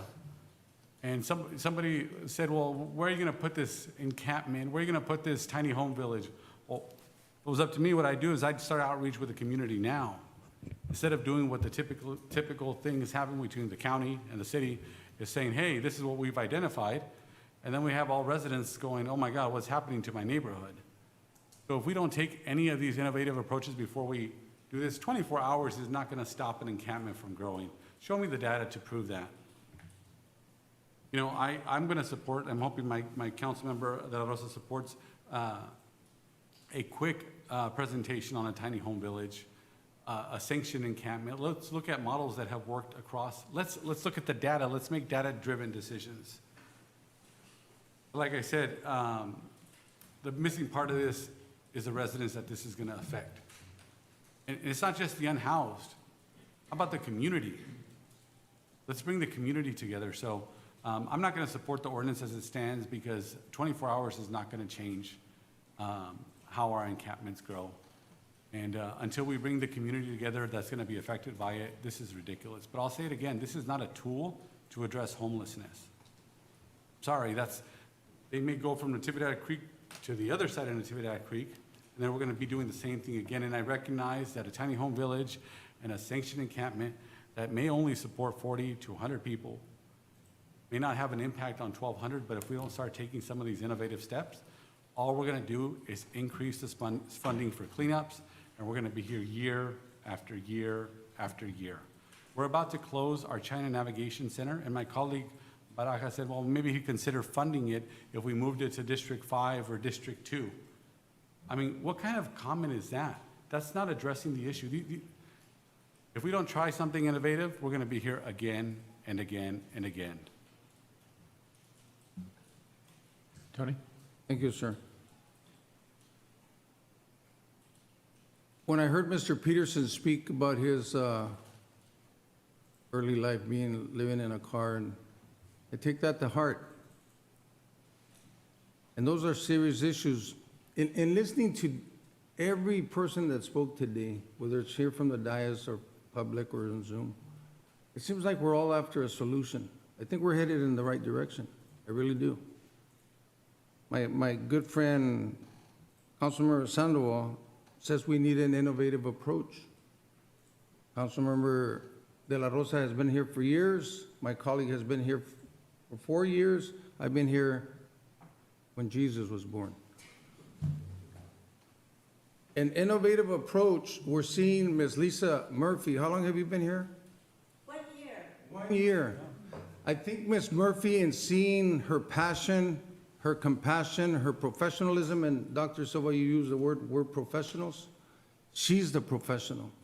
And I think she's putting a team together that we all agree here that this is a health and safety concern. I heard that from different people. It is a health and safety concern. Let me just share this quick story because I don't want to be redundant and I don't want to be here all night. But you know what? I went in, and there was this young woman that needed help. She was living under one of the highways or freeways here. And some business owner says, this girl needs help. So I took my truck thinking I'm going to go help her with a bunch of trash. Well, I kid you not, I took trash bags with me, and I know a lot of you have done this. So I'm not a saint. I'm not even close to it. But in wanting to help this young woman, I started asking her, what things do you want me to put in the bag? So she said, well, this one. Did you know by the time it was over and done with, I didn't take anything because everything presented value to her. It was all, to me, I'll be honest with you, it was all the stuff that needed to go to the dump. But to her, every item had some kind of value. So we did put everything in the bags, and instead of me taking it to the dump, guess what I did? I took it to somewhere where she felt she was going to be safe.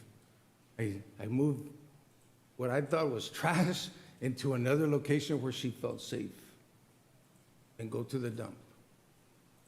But Ms. Murphy, you have a heavy, I think you're leading us in the right direction. I would like, and I think Councilmember Sandoval and Councilmember Barajas are on the same page here, even though we may disagree a little bit on this. But look, I'm going to ask my good friend, Councilmember Barajas, and I don't want to put more work on you, Mr. Mendez, but I would like to support the motion because I want to support our innovative approach. I think Ms. Murphy's taken us to a good, compassionate place. And I hate the word sweeps. No, that's not even the word here. The word is health and safety concerns, not only for the individual there, but for the people that are around them, because I've seen it. But I'm going to ask Councilmember Barajas, and to Dr. Silva's point, I would like, in the amendment, and Mr. City Attorney, this is where I need your help. I would like to support the amendment, but with a an intergovernmental homelessness summit exploring what's new in temporary placements, tiny homes, substance abuse treatment. I don't know how much work that'll, but I think, and to Councilmember's point, let's invite the residents. Let's invite the unhoused. Let's invite everybody so they can give their input. But we need to do something. Because I don't think we should be here for many years. And no, this is not going to help, this is not going to solve homelessness. It's not. But at least we're going to have safe areas where children can go to a park and feel safe. You know, at Closter Park, again, quickly, did you know there was a group of people that took over the bathroom at Closter Park? Mom and the children couldn't go into that bathroom because that's how afraid they were. And there was some unhoused folks that had substance abuse. I'm not putting them down, so don't even think that. But what I'm saying, it was a problem where mom and the children couldn't go to the bathroom, a public restroom. So, Councilmember Barajas, would you entertain that, or? I'll entertain it. Yeah. Councilmember Salazar. Also accept the friendly amendment. Yeah, it's a friendly amendment to also direct staff to bring forward the intergovernmental event at a future date. My one ask would be that it just kind of get consolidated with like what they did last year with November being Housing Month. Perhaps this year the topic or the focus is on homelessness. So just to clarify, that would be in addition to the motion you made on the adopting the ordinances, but you want us to schedule a summit. Yeah, we can add to that. Yeah. Thank you. So the amended motion, just for everyone's understanding, is approving the two ordinances and the resolution as is presented by staff, with the amendment being that staff coordinate an intergovernmental conference on homelessness at a future date. Yes, that all makes sense. But we would ask that you deal with the resolution separately from the ordinances because the ordinances are on a separate approval track. As the resolution can be approved by a majority vote tonight, the ordinances will require unanimous consent to be approved tonight. So I would just ask that there be separate motions with respect to the ordinances and the resolution, and we would tie your request, Councilmember Barajas, for the intergovernmental agency collaboration to the ordinances and not the resolution.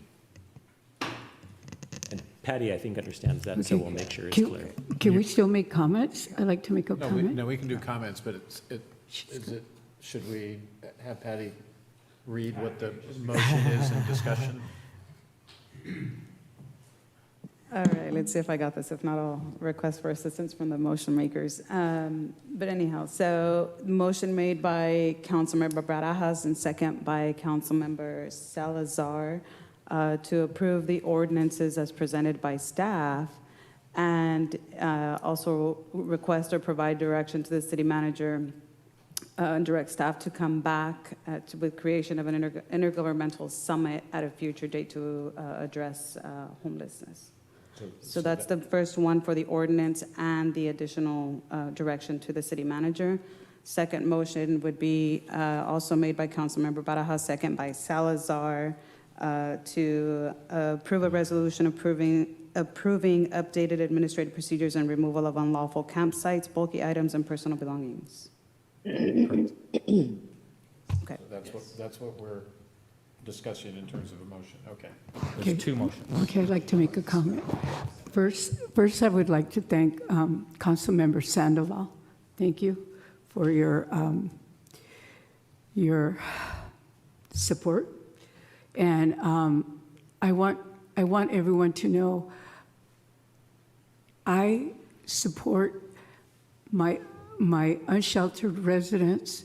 I go and feed with a lot of public health nurses at least once a month. But I also, when I go to feed, I see the surrounding, what's going on, what's happening outside, the businesses, the properties that are owned by my Chinatown community. So we need to work together and we need to move forward, like I said. And it's been approved now on going forward on bringing the residents together and looking at the tiny homes and so forth. But I just wanted to make that statement that I support the businesses in that area too. They deserve respect too, just like our unsheltered. And let's work together. Thank you. I'd like to thank all my council members for their comments. And I just want to chime in and add into the record.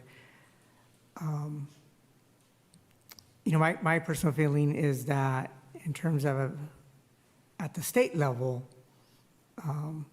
it really does feel like the state has turned its back against the homeless community. Within the last probably within the last 4 to 5 years, regardless of what city you live in the state of California, the homeless population has grown significantly. And cities and other municipalities have been trying to keep up.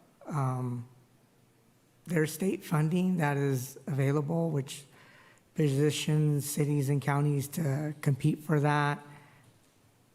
That funding is nowhere near what it will take to help somebody out of homelessness. So here we are as a city and at the county level, faced with this huge challenge of how to address an issue that we traditionally haven't taken on. You know, throughout the years, I mean, we know that homelessness exists. There are people that experience homelessness, but never to this degree and in this volume, right? It's a volume. So honestly, it is. It's cities and counties just struggling and putting a Band-Aid on an open heart wound that it's not going to hold. In terms of this ordinance, you know, when I hear about the health and safety, for me, that's one of the reasons why I will be supporting it. One thing I do want to continue to ask of staff is that we don't re-traumatize the homeless community, because that is what happens. And, you know, there are homeless people that do have mental health issues, right? If we have over 1,200, you may have 1 or 2 or 20 people who are hoarders, right? And it is a mental health disorder. And I think that's what we heard from Councilmember Barrera. Hoarding is a real issue, and it does create separation anxiety. So when you take everything from someone, here we go, we've re-traumatized a person, we've re-traumatized an encampment, we've re-traumatized a community.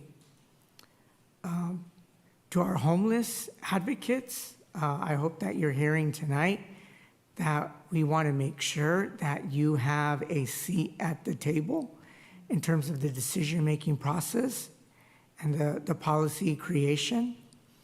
Having worked in the field of philanthropy and nonprofit sector for 20 years, there was a publication that we often refer to, which was, I believe it was titled, "Don't Do Anything About Me Without Me."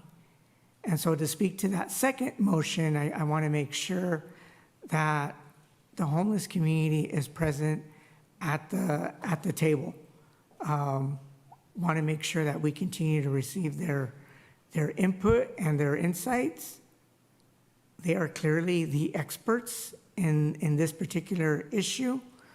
And if we don't have them at the table, then we fail in our roles as council members addressing this issue. Ideally, you know, kind of what I would envision, and I know that our city manager and staff, you know, you have a workload, so I want to also make sure I hear from the city manager in terms of a reasonable time, probably some proposed issues. I think council members here need to, you know, send the respective email to our city manager, say, hey, I want to make sure that this gets discussed, and make sure that we reach out to all stakeholders in having this convening. It's very important that we have it, and let the discussion lead our way in creating policies that are beneficial. But lastly, I will be supporting the ordinance, because the last thing that I would want to see is that, the accumulation of what some of us may see as trash, really go up in flames. It's very concerning when we hear about these encampment fires, and when you have a high volume of trash, you could have a blaze that just goes out of control. And that's a real issue too for people, living near and around encampments. So I really hope that there's some understanding as well in the homeless community that, it is not in any way, shape, or form our intent to take away personal belongings or things of value to them, things that are sentimental in value, but also to make sure that we're ensuring the public safety of our residents, both those who are our residents and our homeless community. Thank you. Okay, thank you. Margaret, anything? Yes, I'll be brief. Thank you for presenting a compromise tonight. I was having a really difficult time with this situation and having to vote. I feel like it was a little bit rushed. I want to thank Lisa Murphy and her staff for doing the good work that they're doing. At the same time, I think that we need more time to come up with some solutions. And I agree with you, Mr. Salazar, Councilman Salazar, that trash and personal belongings are not in the same category. They're very, very, very different. So we have to make sure that we separate those. So I like what's being proposed on the table. I don't like what our business owners are having to suffer through in downtown. So I've been working on that a lot with PD and other departments to try to get that under control so that people can run their businesses effectively without fear, without, litter and trash and personal belongings, things like that left behind. But I think this is a good step going forward. I want us to have some more time. I want to see more data. So I definitely support the direction that we're all heading in tonight. So thank you. Okay, thank you, Margaret. All right, Patty, let's go ahead and call for the questions. Okay. I'll call for the vote on the ordinance and the direction to the city manager for the housing summit first. Councilmember Barajas? Yes. Councilmember Barrera? Yes. Councilmember Diarigo? Yes. Councilmember De La Rosa? Yes. Councilmember Salazar? Yes. Councilmember Sandoval? No. Mayor Donahue? Yes. Thank you. This item will have to come back for a second reading at our next meeting. Calling for the vote on the resolution establishing the procedures, or amending the procedures. Councilmember Barajas? Yes. Councilmember Barrera? Yes. Councilmember Diarigo? Yes. Councilmember De La Rosa? Yes. Councilmember Salazar? Yes. Councilmember Sandoval? No. Mayor Donahue? Yes. Motion passes. Okay, thank you. All right. Okay, let's see, let me get. All right, we will now, we're going to go ahead and proceed to the consent agenda. Matters listed under the consent agenda may be enacted by one motion unless a member of the council requests a separate vote or discussion. Members of the public may comment on the consent agenda items collectively during public comment. Are there any items that council would like to discuss before we go out to the public?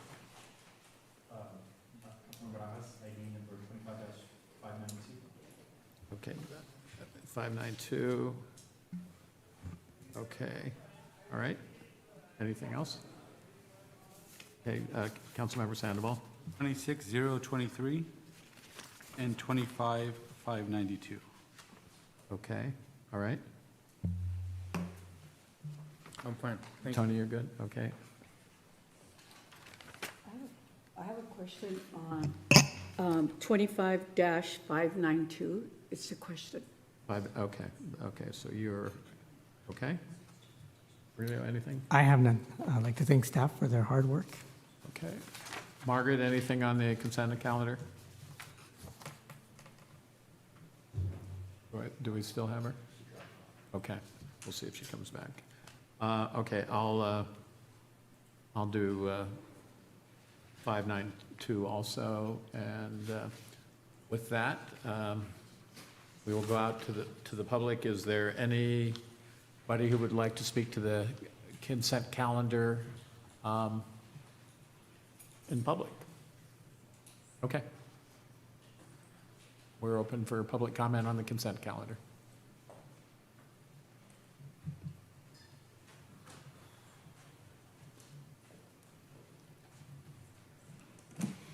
Name is Eric Peterson, and 592. And that's big bucks. That's a lot of money. Shouldn't it be going out to bid or something? And hold on, I'm having trouble here again. Shouldn't it go out to bid or something? I mean, that's a nice sweetheart deal for somebody who's got connections with council. If you want to throw money like that around, I got a suggestion. I don't represent Joy, but Joy and I both live on Cherokee Drive.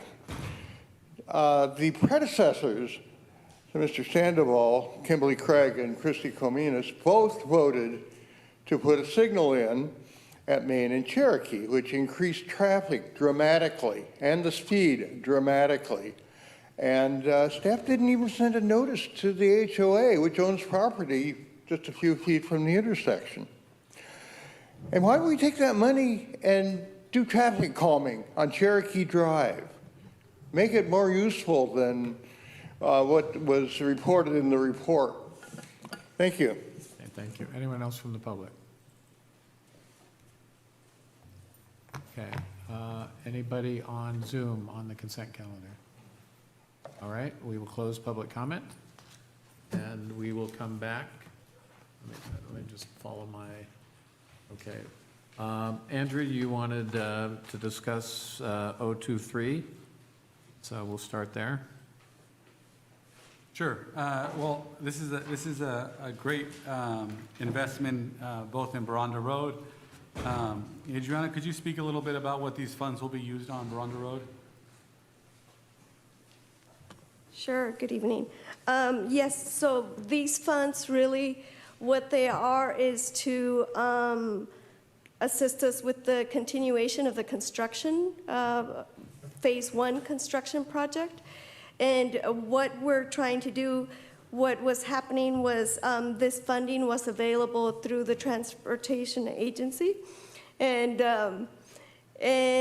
what they want is projects that are in construction or close to construction. So we had this opportunity to request these funds in order to move the project a little bit farther.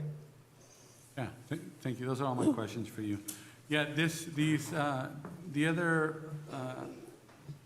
give you all a little context, I used to be the representative on the Transportation Agency of Monterey County, and this opportunity for projects to be submitted came because there was about $13 million in funds that were available to be used. And what happened at that meeting was that some jurisdictions were told that, weren't told that they could submit multiple projects. And so some jurisdictions submitted multiple projects, and when it came to approval of those projects, everyone was kind of slated to have one opportunity of a project that they had ready to go. But all of a sudden, what I saw was a lot of political maneuvering by some of the South County jurisdictions to start adding projects that weren't in staff recommendations. And so Eric Peterson was there, as a matter of fact. And so I thought, well, this is interesting because staff made a recommendation. I assumed it was based on a policy decision on how they allocated funds, but I quickly saw that it was basically who you knew and what deals you may have made to get additional fundings for additional jurisdictions. And so I saw an opportunity to ask TAMZ for an additional allocation of $150,000, which I saw was completely reasonable, considering there was no actual policy restricting that request. I figured it's a small ask. We had several millions of dollars left over, but unfortunately the vote was defeated. And Luis Alejo, who represents parts of Baranda Road in North Salinas and East Salinas, along with some other mayors from South County, decided to vote against the project. After that meeting, I was approached by Chris Lopez, who told me that for legal reasons, he could not support the project. So if you know me, I contacted the legal counsel and I asked that specific question. And the legal counsel said, no, that's not a thing. That's not illegal. Those are, just like the county is facing, discretionary funds that the majority of the board could appropriate.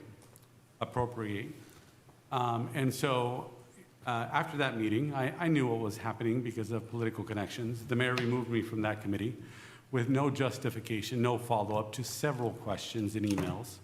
He said he heard things, and he told me I would have an opportunity to have a discussion, but like has been the norm with the mayor, never happened. He decided to appoint himself to that committee without a public discussion. Of course not, because my colleagues, with the exception of Councilmember Barrera last year, all voted to strip their own voting power away to approve the mayor's appointments. That's why these discussions no longer come to the public. Then, over and over, my colleague Jose Luis Barajas claimed that I lost the city of Salinas $1 million in funding. Unsubstantiated accusations, which he continued to have his supporters keep repeating over and over. So my question is to the city manager. City manager, are you aware of any $1 million funding that it may have cost the city of Salinas? I don't have that information, so I'm not. Are you aware of any $1 million funding that I cost the city of Salinas? So I wasn't part of that conversation, so I don't know. I don't feel appropriate I can answer it. Okay, well, I'll share with you because this is disappointing. I had the conversation with our city manager, and he said there was no $1 million funding that he was aware of that I cost the city of Salinas. So I've asked my colleague over and over to produce the receipts. And so I just want to make everyone aware, this is a great thing.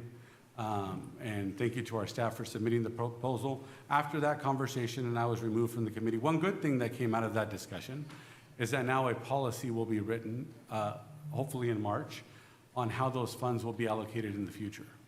And so just so you're aware, I did bring that discussion to this council, asking my council to support me in being able to get those funds in the future. I shared that at the mayor's State of the City. I had the conversation with him and I said, you know, they voted against us. We are the biggest jurisdiction. It was not an unreasonable request, but he did not follow up with me. I decided to instead come to this dais and express, yes, frustration, because at the end of the day, it was a political move not to approve those funds. But the mayor could have easily supported me on those efforts, but instead decided to remove me from those committees. Those are not decisions that are because in the best interest of Salinas. And I just want this on the public, in the record, because this is public information. But Luis Alejo, who represents East Salinas and parts of Baranda Road, voted against funding for Baranda Road. Not because of any legal or policy-based decision, but likely because of his own ego. So I just want that on the record. With that, I make a motion to approve.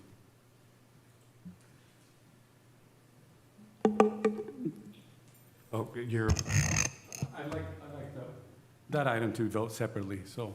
Okay, all right, Motion to approve. okay. All right. Okay, so that'll be taken separately. All right, why don't we go ahead and call for the question on that then? Do we have a second on that one? And I believe we had a few other, I'm sorry, okay. And then I had a couple of other, oh no, I'm sorry, it was just sent. I'm looking at the wrong ID number here. Okay, got it. So calling for the vote on this item made by Councilmember Sandoval, second by Councilmember Barrera. Councilmember Barajas? Yes. Councilmember Barrera? Yes. Councilmember Diorigo? Absent. Councilmember De La Rosa? Yes. Councilmember Salazar? Yes. Councilmember Sandoval? Yes. Mayor Donahue? Yes. Motion passes. Okay. All right, we'll go ahead and jump to 592. Andrew, if you want to stay with that, I wrote you down first. Yeah, like I said, this is important for our city for health and safety. My concern is one that was raised here is Smith and Enright has had these contracts for many years now. And when is the next time that something like this will go out to bid? So this particular project was bid back in 2022 with a 3-year process, so it was going through 25. But in 25, council actually approved a 2-year extension, so it goes through 27. And so we'll do another RFP in 27 for new services. Just for information-wise, most of the time when we put out these RFPs, we get 2 bidders, Brightview and Smith & Wright. And so hopefully when we put it out again in 27, we get more responses to that. But over the last 10, 15 years, those are the 2 bidders on the landscaping project. All right, thank you. Those are all my questions. And Jose? That was really my question on when this was next going to go out for bid. It's already on its second extension, so it would take at some point, early 2027, we'll see this go out to bid, correct? Yeah. And then a follow-up question to that would be, how common is it for us, or generally for jurisdictions, for a professional services agreement contract like this, not professional services, for a service delivery agreement like this one, where the service being provided is, kind of gardening, landscaping type work? Is it normal to have automatic extensions rather than requiring a bid after 3 years? Yeah. Normally, when we enter in professional agreements or work agreements, we usually try to put a 2-year extension or a 3-year extension on them because it is a real drain on resources to do an RFP process. This particular RFP is multiple pages long because there's so many intricacies in the landscaping and median islands and where those are located at. So there's a lot of maps involved. Okay. And then will this increase in budget also augment the amount of services that they're able to deliver? Yep. Right? It's not just like the cost of the equipment increase, so we need this augmentation. It's an actual increase in the services that we're providing, correct? Yes, correct. Thank you. Okay. Gloria? You answered my question similar to the bid. Just a quick question. Can you just kind of elaborate or clarify, and you mentioned only 2 bidders, and I gather that really speaks to the nature of, and you just alluded to it, the infrastructure, the personnel and equipment infrastructure that goes along with providing these type of services. I mean, it's not a startup deal. You're looking for. Yeah. So when we start talking about median islands, there's traffic control involved. So these contractors have to be able to set up traffic control to make their workers safe while they work in the median islands, or even on the road shoulders. There's traffic control required. So a normal landscaper who just does your lawn or does the parks, they don't deal with traffic control. So they don't necessarily bid on this because they don't have that expertise. If they did bid on it, they would have a subcontractor that just deals with the traffic control portion. And usually only the bigger companies like Smith & Wright and Brightview have that capability. All right, thank you. All right. With that, I think those are all the comments. So I'm looking for a motion to approve the consent. Second. Okay. Go ahead and call for the question. Thank you, Mayor. I'll go ahead and call for the question. Just for the council to note, we'll bring back the first item 001. We'll come back at our next council meeting for approval. The minutes of January 13th are not ready. Okay. So with that, motion made by Councilmember Barrera, second by Councilmember Barajas for items 028, 010, 020, 021, 024, 592. Item 025 has already been considered, and we took a separate vote on item 023. Calling for the vote on the remaining consent items. Councilmember Barajas? Yes. Councilmember Barrera? Yes. Councilmember Diorigo? Absent. Councilmember De La Rosa? Yes. Councilmember Salazar? Yes. Councilmember Sandoval? Yes. Mayor Donahue? Yes. Motion passes. Okay, thank you, everyone. All right. The city manager has a report. Yeah, Mayor and council members, just very briefly, just a couple of things. We are out on the waste. We are out on our pump station, our Lake Street pump station. We're out to bid on that currently, so that's a significant project. So we'll be bringing that forward soon. The general plan workshop that we've been trying to schedule. I know we sent out a couple hold the dates. We are now looking at a couple, either the last Saturday of this month or the first Saturday in March. And I know you've been contacted, so we're still trying to get that all squared away. It's been a location, and every Saturday is busy. There's just a lot of stuff going on. And I think it's important to have, try to schedule so the entire council and planning commission can attend. I just need, it's significant enough to do so. So I appreciate the patience. And then just want to clarify, we keep hearing a lot of comments and calls on the Salinas Arch and the Alice Vibrancy Plan and so forth. There is, the city spent a lot of time on the plan, a lot of community engagement. That will be brought forward to the council in a discussion about how you want us to move forward on the arch and everything. So just want to make sure that it's clear that we are moving forward. The county took an action, which they do. The board has the ability to do that, which they did. They will reach out and they will engage, but I think it's just important to know that the council needs to give sort of the direction moving it forward, and we will with community engagement. So that'll come to you, and then you can give us sort of direction. So I just want to clarify that. There's a lot of thoughts out there where people have a lot of ideas what to do and how to do it, which I think is appropriate. It's a very active, engaged community. And so I just want to sort of clarify that. So thank you.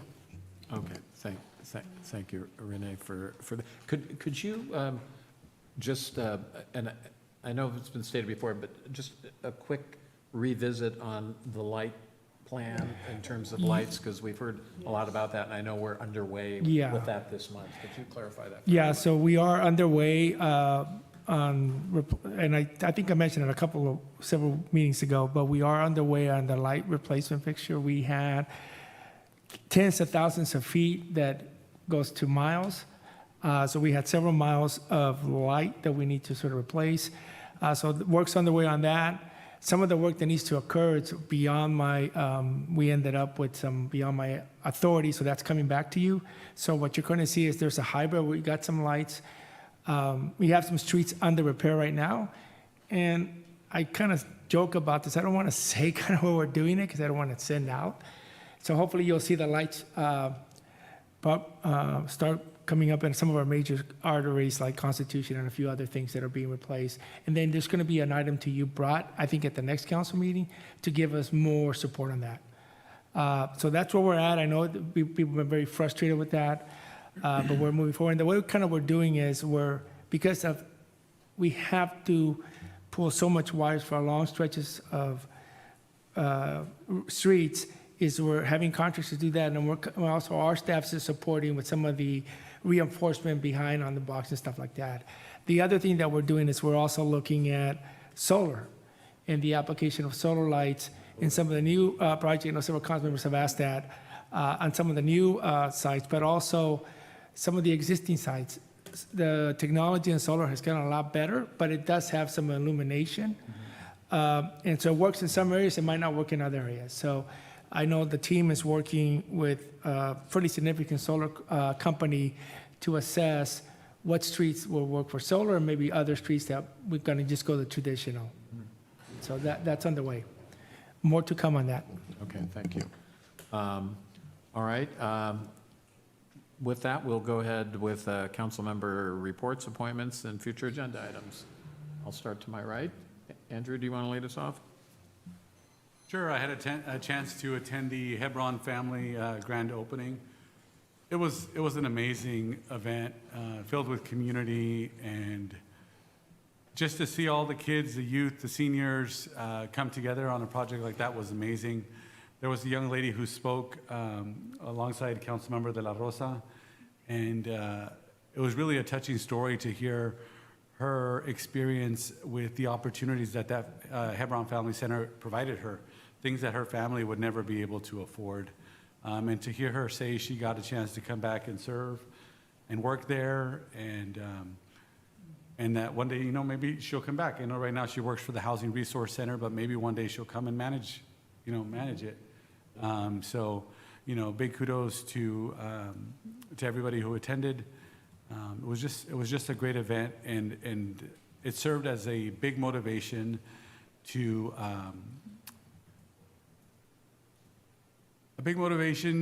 continue the District 5 Rec Center and what it could bring for that community. For a long time, a District 5 Rec Center has been discussed, and, you know, we have been known as the forgotten district, whether it be in infrastructure or park improvements, but we're finally seeing some movement. So I look forward to bringing that forward. It was just really exciting and uplifting. I had a chance to visit the Northridge Night Market. It's just getting bigger and bigger every time, so big kudos to David and Iris. And, you know, there's a lot of things on the horizon, so stay tuned. Okay, thank you, Andrew. Tony? Thank you, Mayor. You know, earlier today during public comment, there was discussion about streets and sidewalks in East Side, they said. Well, if you go right now, tomorrow morning, they are doing sidewalks throughout the Allison. I mean, they've been doing that for several months. As a matter of fact, ADA, is that what it is? ADA compliant, which allows people in wheelchairs, which even allows people that are blind impaired, they're able to cross the street because I don't know how that sidewalk works, but you know what? I've heard from people that have lost their eyesight that is very helpful to them. It's happening throughout the Allison. Tout Street just got fixed, I mean, probably about a year ago, but I want to share with the public that's listening to us, every time there's something, just take a time to celebrate. But you know what I hear people, well, you're not doing enough. You know, one gentleman said about Closter Park, did you know Closter Park, the way you're going to see it, there was a bunch of community meetings coming together. It was the community that put it together. It wasn't politicians. It was the community that came together, how they wanted their park. Isn't that beautiful? People forget those nice things. Do we need to fix our streets? Absolutely. And I think we're doing it. You know what? I really appreciate the comment that my colleague Sandoval says. He used the word innovative approach. I think I'm going to put it on a T-shirt. We got an awesome staff here. We really do. But you know what? It takes a lot of money. And yeah, it's easy to come and complain about a lot of things. But you know, there's a lot of great things happening. Did you just hear, what was that crew that just came on there? The runners? Crew runners. Look at that. Oh my God, I'm glad somebody's enjoying their city. There's a lot of great things. Did you know Ms. Lisa Brinton just celebrated 10 wonderful years here? Maybe tell her, hi, thank you for your 10 years of service here. Kudos to, is that the word, kudos? Kudos is a word. Kristen Lundquist has been doing a hell of an awesome job. Have you seen her staff? Did you know that at the Hebron Family Center, what's that young man and her staff that does the carne asada? These guys go over and beyond. You know what you would have loved if those of you that were there? We had these big heavy hitter politicians, including us, heavy hitters on the local level. There was people who were just walking back and forth. They didn't care who was speaking. You know why? Because it's their community. Man, that was an awesome event. It really was. And Mr. Mayor, we just lost a good friend. I want to thank Johnny for being here. I know it's past his bad time, but Johnny said yesterday at the Firehouse Recreation Center, which is right now at the Bread Box, he says, Tony, we're family here. And did you know that Johnny's been a public servant to his colleagues for 30 years at the Firehouse Recreation Center? So, Mayor, we just lost a good friend of yours and a good friend of ours, Carrie Wang, the wife of Mr. Richard Wasson. Mr. Richard Wasson, he's going to be 95 years old. Wow. And he was sharing the good things about him and his wife yesterday while we were sitting down at the Recreation Center. They've been going to the Firehouse Recreation Center for 30 years. You know, that place is a beautiful place. There's a lot of active seniors. Yes, and Mr. Mayor, if we can close once you're ready to adjourn, if we can close it with a moment of silence for Ms. Carrie Wang, and I want to let Richard Watson, her husband, know that he's not alone. He's got a lot of good friends here, and We can certainly do that. Yeah. Yeah. Thank you, Tony. Okay. Jose? Thank you, Mayor. Also had an opportunity to attend the Hebron Heights Family Center that just opened up. Was really excited to do that. Grew up on Madeira and used to love going up to Hebron Heights for all their different programming available. And it was just really nice to see what future generations of East Salinas residents get to enjoy and, you know, safeguard for future residents to enjoy as well. Also this week, I'll be joining my alma mater, El Sal Middle School, for their annual Career Day presentation this Friday. And we will also, in the break between now and our next council meeting at the end of the month, we'll have a meeting of the Groundwater Sustainability Agency, Salinas Valley Solid Waste Authority, and the Housing and Land Use Committee. Also want to provide an update regarding my tenant landlord rights committee meeting. We are currently scheduling it for March. We're just having some coordination with the exact date and location, but we'll share more information as we get it. And then also just to clarify two things, one of them being the Alisal Arch. I know there's been a lot of misinformation being communicated about what exactly was asked, so I'll just reiterate what exactly was asked. And the ask back in September or October, it escapes me the exact date, was a request that city staff bring back a plan back to the city council on coordination with the County of Monterey for development of an Alisal Arch, similar to the Salinas Arch on Main Street. The plan should include plans for community engagement process, proposed locations, projected costs, funding, and partnerships. At no point did I ask for any funding. At no point does this commit the city to actually building an arch. At no point did this actually explicitly state it's going to be an arch. There's a lot of possibilities that could be presented to the council. And again, it is just a plan that the council will consider as part of the Alisal plan update, which again is explicitly mentioned in the Alisal plan as something that the community asks for that particular area of town. Also to clarify on the TAMZ issue for the Boronda project that Councilmember Sandoval is alluding to, in that particular meeting back again in September, October, the exact date escapes me. What was on the item on the issue before the TAMZ board was actually phase 1 of the Boronda project, which was fully funded per TAMZ staff at that point. At that point, what was being considered was indeed the discretionary money, and Councilmember Sandoval was just asking for additional money for the sake of asking for money without having an actual plan or an actual proposal behind it. TAMZ staff at that same meeting said that they would consider more funding for the next phase, and that's why the board opted not to move forward with supporting that particular motion for additional funds. The TAMZ board, as we just saw today, did approve $1 million for Boronda, but that's for the second phase of construction, which several of the individuals, which Councilmember Sandoval alluded to, having voted against the initial vote, voted for it, right? And it's because it was what was on the table in September is different than what was on the table in December, just to clarify that. Thank you. Aurelio?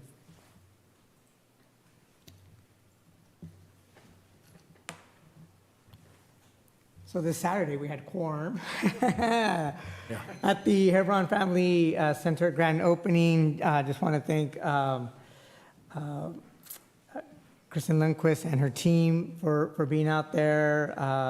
Always happy to see our firefighters out there. And it was a really great event. Wanted to thank our state leaders for securing that funding and making it happen. Growing up in East Salinas, I had friends that lived in that immediate area. And it was really great to see that facility look the way it does now. It sends a message to the community that we're absolutely invested in them and providing resources that they have been missing out on. Also, just wanted to request, I know that the mortgage assistance program for first-time homebuyers, I know that seems to be generating some conversation. When we voted to approve it, I'm not too sure I heard when the actual start date was going to be. So I just want to make sure that we continue to let the community know when that may be. So as soon as we find out, I just want to make sure that through all the appropriate channels that information is made public. So do you have that request? The Big Sur Land Trust just wanted to share that they have a call for artists. They're looking for artists to create a mural inspired by local ecology and culture at Ensign Community Park in Salinas. Submissions must be received by February 11th. And email to bboynton@bigsurlandtrust.org. They have an approximate budget of about $35,000 to support this project. So if anybody's interested, please make a submission.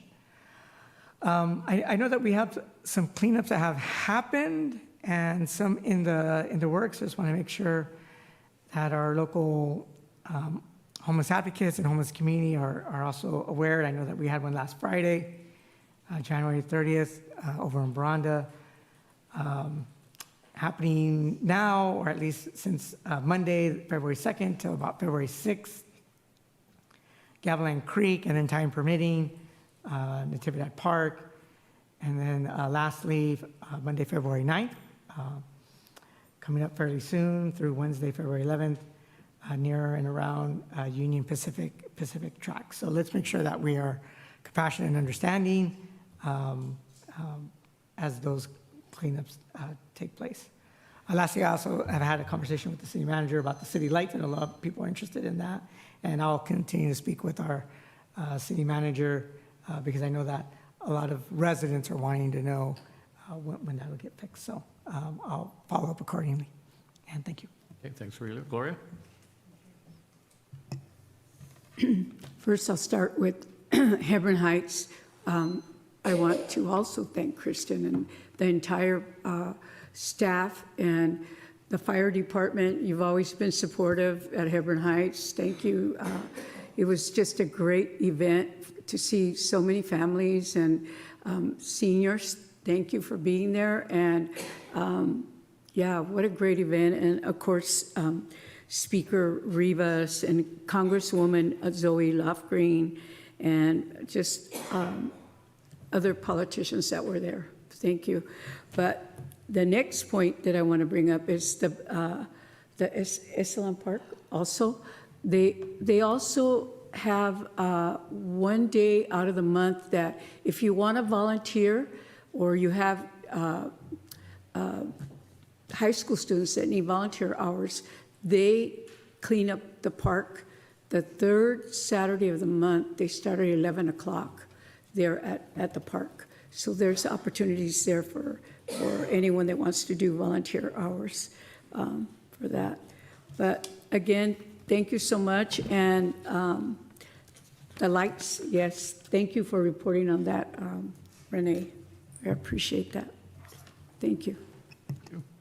Well, I think everything that can be said about Hebron has been said, and Councilmember Sandoval, to your point, I really think it does speak to the value of, you know, getting a facility in North. I mean, you can just see what that means to a community. So and you know, it reminded me of my first go around as mayor. You know, that the old building was really the kind of the hub of the neighborhood, and it's where the community gathered to try and bring community solutions also to some of the challenges we were dealing with, plus all of the safety issues, family gathering issues. It's amazing to think 100 courses get taught there. So it's really a significant spot and means a lot to the neighborhood. So it was terrific to see. So I'll certainly add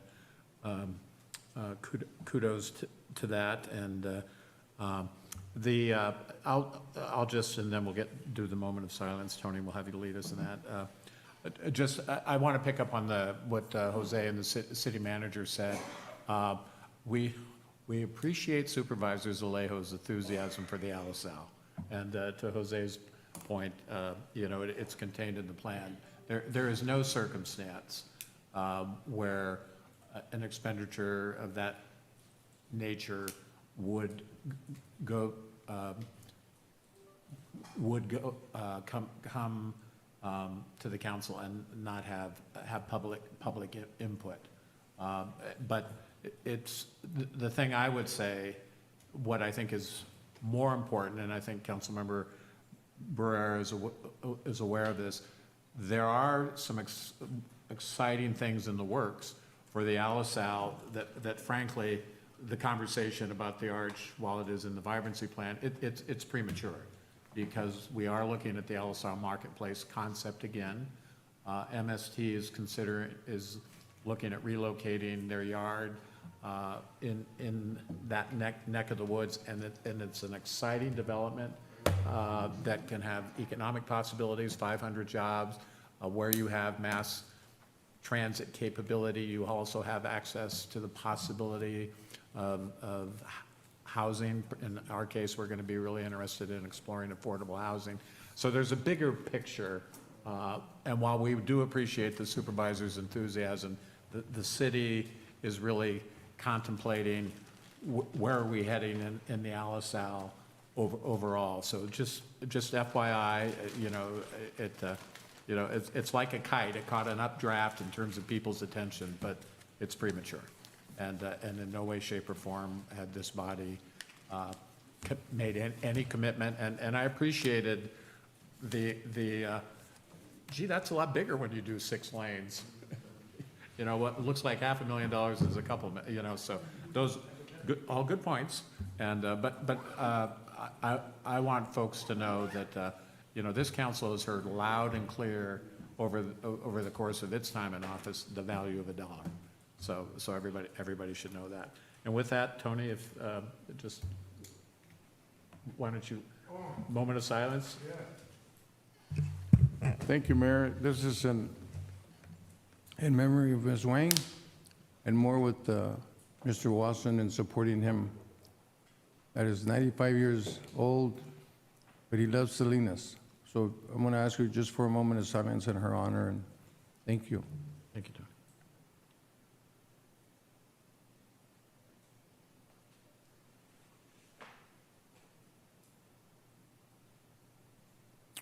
Thank you, Mayor. You're welcome. Thank you for doing that. And apparently, we will be back here February 24th. February 24th. No?